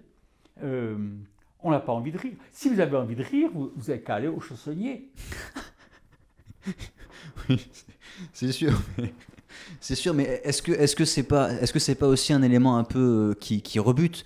Est-ce que c'est pas une sorte de théâtralisation un peu tragique qui peut rebuter? Ah, bien sûr, ça rebute, parce que c'est pas rigolo. Et pourtant, avez-vous remarqué que les mendiants se mettent beaucoup plus à la sortie des églises qu'à la sortie des supermarchés ou des cinémas? C'est bien qu'on en sort meilleur que ce qu'on sort d'un supermarché ou d'un cinéma. Moi, ce que je crois, c'est que ce qui vous rebute, mais c'est la même chose que ce qui vous rebutait quand vous alliez au lycée. Aller au lycée, c'est rebutant, vous avez des interrogations, vous avez du travail, tout ceci est difficile, tout ceci est pénible. Et pourtant, le lycée, ça vous permet un renouveau, une éducation, une culture, une vie plus pleine et plus riche. Et puis, aller chez le médecin, ça n'est jamais plaisant, mais ça vous guérit. Et au temple, on y va. Pourquoi est-ce qu'on y va? On y va parce que quand même ça vous fait du bien. Mais pour cela, heureux, oui, paix sur la terre parmi les hommes de bonne volonté. Si vous avez de la bonne volonté, vous vous levez le matin puis vous y allez au temple. Et ce que dit le pasteur tel qu'il est, après tout le mal qu'on a dit. Finalement, c'est lui qui nous transmet l'espérance. S'il y a toujours du monde dans les églises, des gens qui payent les églises, mal, mais régulièrement, et qui les font vivre mal, mais régulièrement, c'est bien parce qu'on y trouve quelque chose de très fondamentalement important. Et qu'est-ce qu'on peut trouver de plus fondamentalement important dans un temple que dans la Bible? Qu'est-ce qui empêche le protestant, qui naît protestant ou qui le devient, de rester chez lui dans un rapport personnel à sa Bible, à son Dieu, à l'idée qu'il s'en fait? Parce que quand vous lisez tout seul la Bible, la voix du prophète ou de l'apôtre qui monte en vous, l'esprit qui l'anime et qui va vous animer,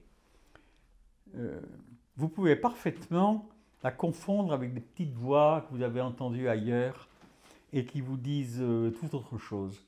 Nous avons tous eu l'occasion d'entendre des gens qui disent « Oh, moi je vois, dans la Bible, on dit ça », puis qui vous disent des horreurs.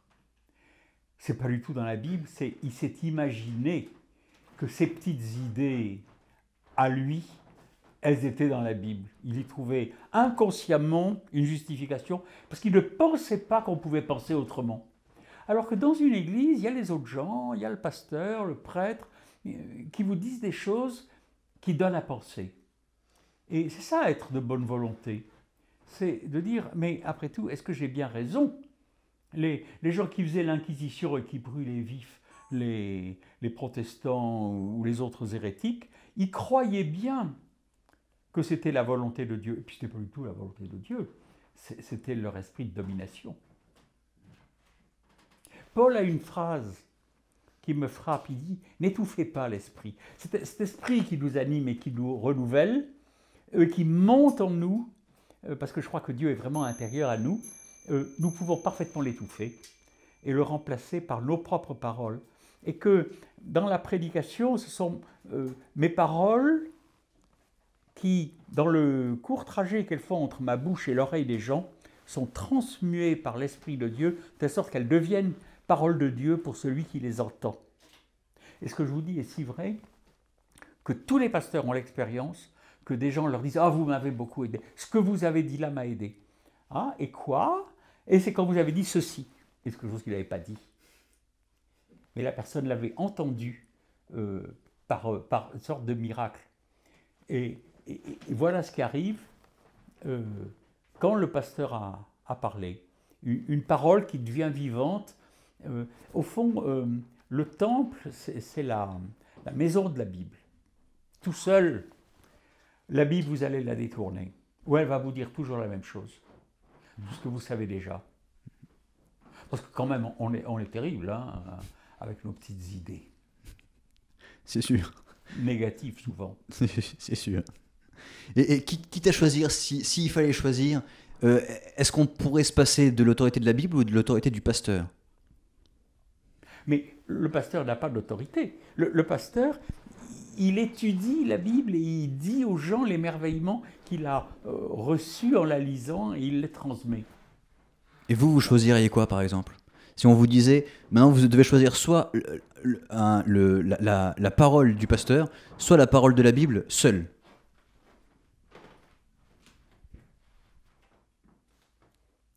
Je crois qu'on ne peut pas choisir ça. Parce que la Bible ne peut être que prêchée, que lue, que traduite, que transmise, que c'est un livre vivant. Ce n'est pas la Bible qui, en soi, a le moindre poids. Elle se couvre de poussière sur un rayonnage, la Bible. La Bible devient vivante quand quelqu'un l'ouvre et la lit avec intérêt et que l'esprit de l'auteur anime celui qui parle, de telle sorte qu'il m'anime moi aussi. Qu'il y a une transmission de l'esprit.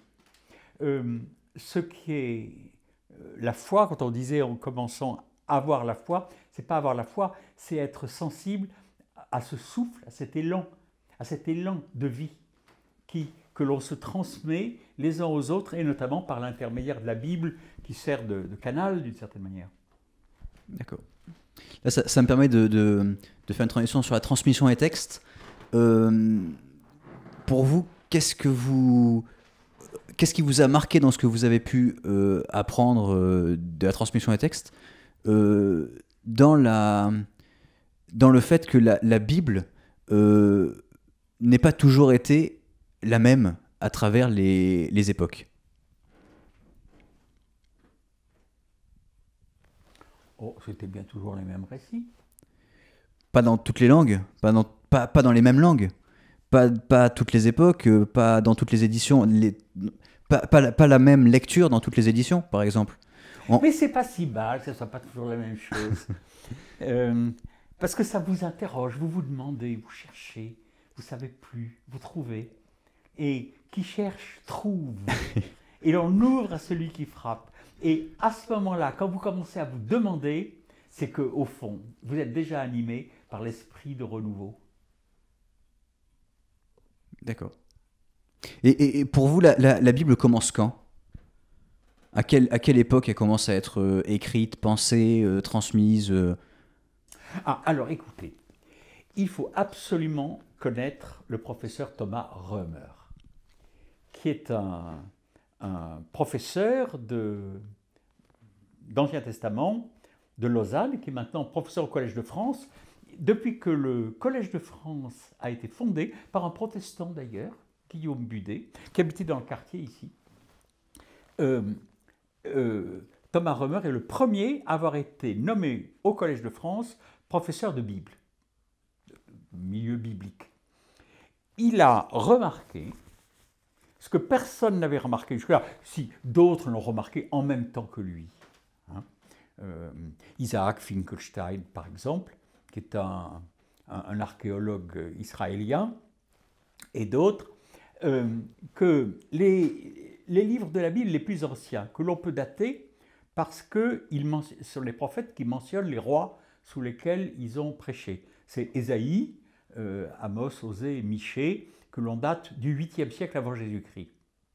Ces prophètes-là ne mentionnent ni Abraham, Isaac et Jacob, ni naturellement Adam et Ève, le déluge et la tour de Babel, ni Abraham, Isaac et Jacob, ni Moïse, ni la sortie d'Égypte, ni le roi David, qui était pourtant avant eux, comme s'ils ne les connaissaient pas.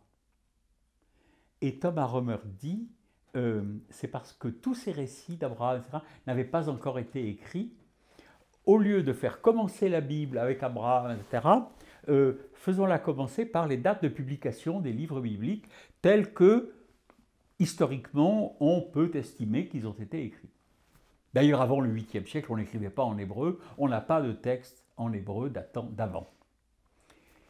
C'est une manière de lire la Bible incroyablement novatrice.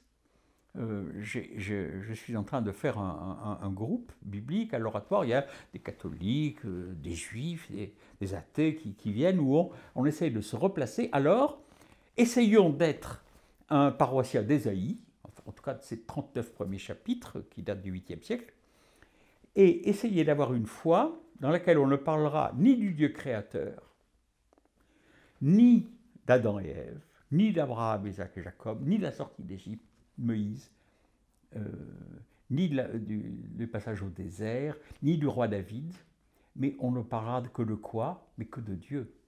Il ne reste que Dieu. Comme disait un pasteur, oui, mais quel reste? Et puis ensuite,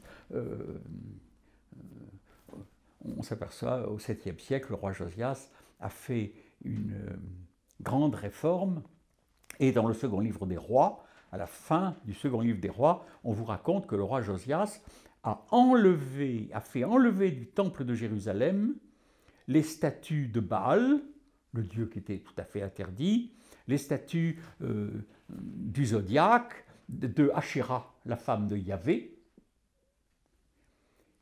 pour arriver au début du monothéisme qui n'existait donc pas jusque-là. Et quand vous lisez ces textes, vous vous dites, mais comment pouvait-on être fidèle au temps du roi Josias? Eh bien, très bien. Thomas Römer a raison de dire, replaçons-nous dans ce contexte historique, théologique, spirituel, où il n'y avait pas de monothéisme, où il y avait tous ces dieux, etc. Et c'est une manière de lire la Bible qui date de 15 ans maintenant, et que je trouve absolument importante. Il est nécessaire de connaître. C'est tout à fait publié sur le site Protestants dans la ville que j'écris. J'ai mis tous ces textes de Thomas Romer. Et il y a aussi ces cours au Collège de France qui sont là. Et il ne faut pas être ignorant de ces questions de connaissance de la Bible aujourd'hui. Okay. Et du coup, vous-même, quel est votre rapport notamment à la langue égyptienne? Je vous pose la question parce que souvent on a l'habitude de faire commencer le monothéisme avec justement le judaïsme. Historiquement, il y a quand même d'autres monothéismes, qu'on le veuille ou non, et malgré la domination juive dans ce domaine-là. Et on sait que les juifs ont, selon la Bible, selon les textes bibliques, ont passé quand même pas mal de temps en Égypte. Ils en ont forcément tiré une langue, une culture, une façon de vivre. Qu'est-ce qui reste dans l'étude qu'on fait de la Bible de ces racines égyptiennes? D'abord, c'est pas tellement sûr qu'il y ait tellement de racines égyptiennes que ça, puisque on n'a aucune trace d'aucune présence juive en Égypte. On n'a pas un seul, comment on dit, les écritures égyptiennes, aucune mention de juifs. D'abord, on n'emploie pas le mot juif avant l'exil à Babylone. On emploie le mot juif pendant l'exil à Babylone au VIe siècle, quand il n'y avait plus le temple qui avait été détruit par les Babyloniens, il n'y avait plus le palais du roi, il n'y avait plus rien, et des prêtres ont pris le pouvoir spirituel en disant: si vous circoncisez vos fils, si vous mangez cachère, si vous pratiquez les rites de purification, vous respectez le Shabbat et les fêtes, vous maintenez une tradition d'obéissance à Dieu. Et à ce moment-là, le judaïsme est né comme une religion transportable. Transportable à Babylone et puis ensuite transportable dans le monde entier. Ça, c'est le judaïsme. Avant, il y avait les Israélites. Mais on ne sait pas très bien ce que c'était. Des gens qui habitaient en Juda. Bon, en tout cas, ils n'ont pas été en Égypte. Ou alors peut-être certains commerçaient. La relation entre la religion égyptienne et la pensée biblique n'est pas si simple. Après tout, les Hébreux n'ont jamais divinisé les chats et les crocodiles et fait des momies et parlé du pharaon comme garant de l'au-delà et du dieu soleil et tout ça. Je ne vois pas tout ça. Et dans les livres des morts égyptiens, je ne vois pas beaucoup de rapport avec la Bible. Alors je sais bien que le pharaon Akhenaton a inventé à Tel Amarna le monothéisme, ça n'a pas duré, ça n'a pas été suivi. Et puis en Israël, le judaïsme, le monothéisme n'a commencé que pendant l'exil à Babylone. Tout ceci n'est pas évident. Il ne faut pas se hasarder à faire des comparaisons hasardeuses. C'est comme si vous disiez, ça se dit aussi, oh mais le déluge, au Brésil, il y a des récits du déluge, vous voyez bien que c'est pareil. Douter de tout. Je crois que la science biblique, avant tout, c'est douter. Justement, vous citiez Thomas Romer à l'instant. Je me permets de rentrer dans la discussion. Excusez-moi, je quitte un peu la technique. Mais Thomas Romer, c'est aussi celui qui a dit sans Égypte, il n'y aurait pas de Bible. Dans la préface du livre. Il n'y aurait pas de quoi ? Il n'y aurait pas de Bible sans Égypte. Dans la préface du livre de Braun, ce que la Bible doit à l'Égypte. Ouais. C'est Romer qui dit ça. Oui, là vous marquez un point. C'est pas un petit peu commercial ? Parce que Romer, il sait causer, hein. C'est sûr. Quand vous le voyez parler, tout de suite, il passionne tout le monde. Je suis allé voir son cours au Collège de France. Il y a 500 personnes à ses études bibliques.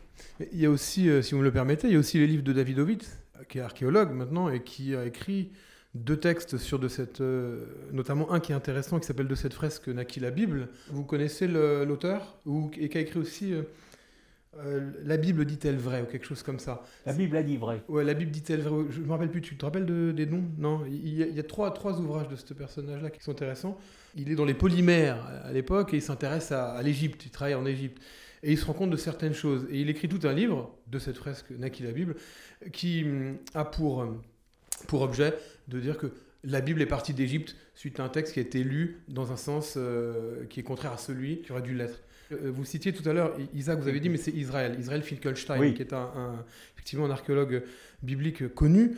Dans son livre Un archéologue au pays de la Bible, de mémoire, qui nous dit que le clergé d'Akhénaton s'est fait maître d'or en Égypte et ils ont trouvé une place en terre de Canaan, ils ont fondé une nouvelle religion, la continuité de ce qu'était le culte d'Aton, et qui va devenir le judaïsme. Alors là, je dis ça très rapidement, et de souvenir, c'est quand même assez loin, mais tout ça, quand même, peut nous dire, ce sont des gens qui sont assez sérieux, Finkelstein ou Romer, relativement, disons, on est en droit de se poser quelques questions. Là, vous me poussez en dehors de mes connaissances. Surtout que, pour rebondir sur ce qui a été dit, surtout que Jésus a été en Égypte, et c'est... Ah bon? La fuite en Égypte. Vous y croyez-vous? Alors moi non, personnellement je ne crois à rien de ce que dit la Bible. Mais moi ce qui m'étonne c'est que quand je parle de ça à des... Il fuyait en Égypte en même temps qu'on le présentait au temple à Siméon et Anne. Et oui, mais alors du coup, quel est l'intérêt de faire fuir, même si l'incohérence historique est flagrante, etc., comme pour enfin même pour toute la Bible j'ai envie de dire, mais ok, mais quel est l'intérêt pour les auteurs du coup, et quel est l'intérêt pour ceux qui prêchent dessus de garder cette incohérence qui doit avoir un sens, même si on ne croit pas que Jésus existait, comme c'est mon cas personnellement, mais ça on s'en fiche. Ça vous pouvez pas, vous pouvez pas aller jusque là. Douter de tout, vous avez dit, mais pas de ça. Attendez, il y a des choses dont il faut pas douter. On est sur plusieurs questions à la fois. La question, en fait, la question de base, après on peut parler de ce que vous voulez, mais la question sur laquelle on est parti, c'est justement l'Égypte, donc l'héritage égyptien dans la Bible hébraïque, et l'héritage égyptien qui, pour moi, se continue dans le Nouveau Testament, avec notamment une entrée fracassante de la famille de Jésus en Égypte. Et ensuite, il ne se passe plus rien en Égypte, mais pourquoi justement ce retour en Égypte, et ensuite cette nouvelle fuite hors d'Égypte pour retourner de là où on vient, ça c'est une question qui moi me pose question et sur laquelle arrêtez, parce que Jésus n'a jamais été en Égypte, ça c'est sûr. C'est-à-dire d'un point de vue historique ou d'un point de vue des... D'un point de vue réel, quoi. On n'a aucune trace d'aucun voyage de Jésus en Égypte. L'histoire de Matthieu, la fuite en Égypte, Matthieu le dit lui-même, c'est pour qu'il revienne d'Égypte, comme le peuple sorti d'Égypte. Et oui, donc quel est l'intérêt du coup de ça? Mais c'est une parabole, c'est une image double. D'abord, il a pu revenir d'Égypte comme tout le peuple, il était là, hein. Et puis d'autre part, la fuite, la persécution. L'évangile de Matthieu est un évangile écrit sous la persécution. Bon. Et alors, on vous montre dès le début la persécution, Hérode qui veut faire le massacre, etc. Et dans cette ambiance de massacre, de peur, de destruction, il s'enfuit. Bon. Pas n'importe où. Alors, mais puisqu'il doit revenir d'Égypte, oui, c'est commode. Oui. Hein. Oui, ça c'est sûr. Mais à l'époque où on dit qu'il s'enfuit en Égypte, Luc dit non, on le présente au temple à Siméon et Anne, les bergers dans les champs, c'est une euphorie totale. Hein. Vous voyez bien. Non, c'est une image. Ces récits de la nativité n'ont aucune trace historique d'aucune sorte. Et de même quand l'armée des cieux en masse a quitté le ciel, ce moment où le ciel était vide, Dieu était tout seul, et les anges étaient dans les champs. Combien y a-t-il d'anges qui peuvent tenir dans les champs des bergers? L'armée des cieux est si peu nombreuse que dans un champ, ils peuvent tenir tous. Je sais bien que combien d'anges peuvent tenir sur une pointe d'épingle, demandaient les Byzantins. Non, il ne faut pas donner la moindre valeur historique au récit de la Nativité, ni d'ailleurs aux autres récits des évangiles. Aucun. Tous des élaborations. Quand Paul dit à celui qui peut, par la puissance qui agit en nous, faire infiniment au-delà de ce que nous demandons ou pensons, Marc a dit oui, il a dit à un paralysé, lève-toi et marche. Voilà. Et tout le monde comprenait très bien. Il expliquait, les évangiles expliquent clairement aux gens ignorants ce que Paul disait de façon si compliquée. Mais il n'y a aucune vérité historique à chercher dans les évangiles. D'ailleurs, la preuve, c'est que les textes antérieurs aux évangiles, par exemple les épîtres de Paul, de Pierre, etc., de Jacques, ne mentionnent aucun de ces gestes et aucune de ces paroles de Jésus.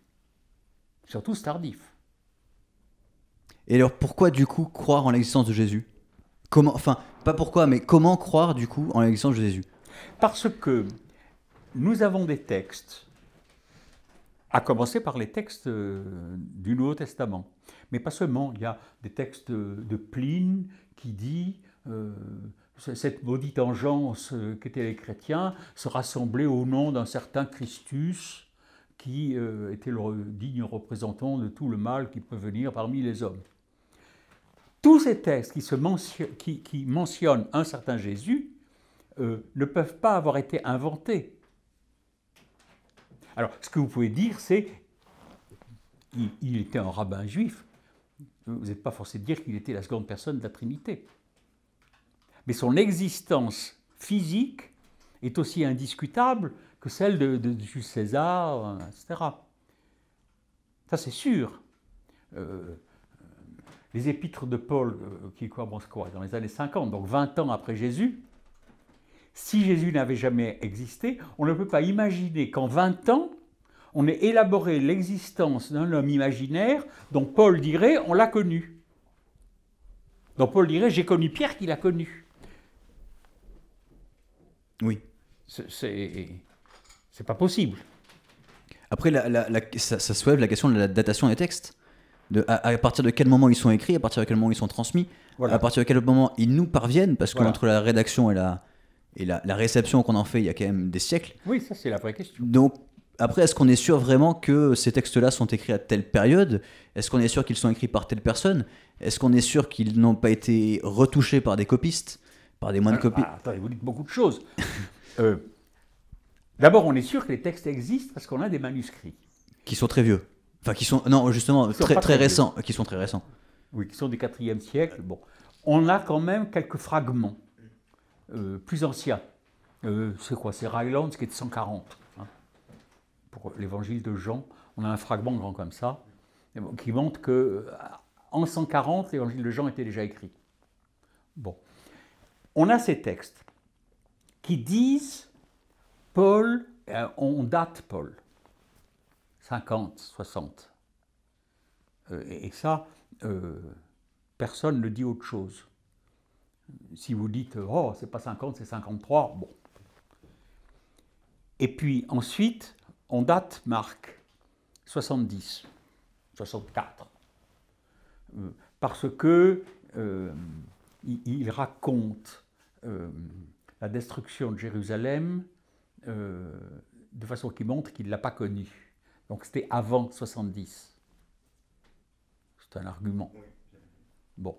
Matthieu et Luc ont connu la destruction de Jérusalem. C'est après 70. Bon, on date. Alors Jean, on dit 90, on dit 100. Bon, mais la fourchette n'est pas tellement rare.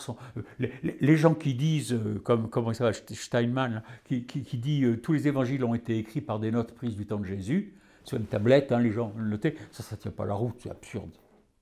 Bon. Alors, quoi d'autre? Que les textes ont été retouchés, c'est sûr.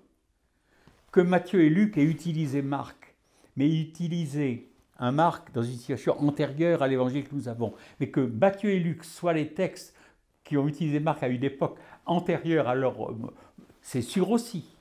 Parce qu'il y a le problème des petits accords entre Matthieu et Luc contre Jean. Bon, tout ça, c'est horriblement compliqué.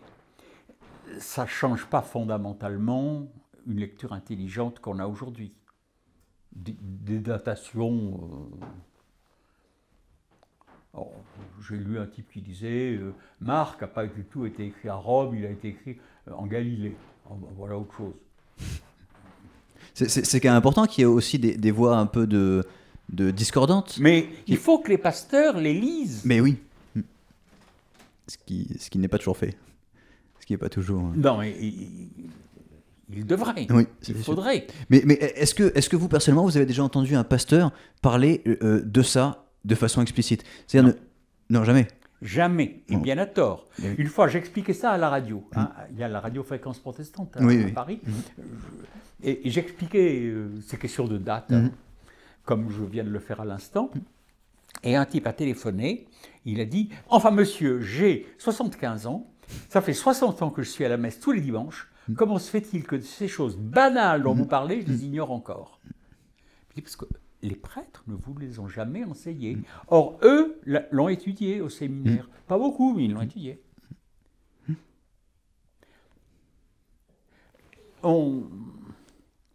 Les pasteurs ont peur, peut-être, de...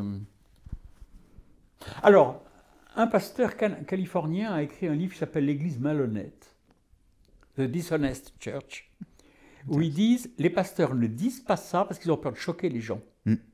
Mais les gens ne disent pas aux pasteurs qui ne croient pas un mot ce qu'ils disent parce qu'ils ont peur de choquer leur pasteur. C'est un cercle vicieux, quoi. Ouais. Et je crois que c'est vrai.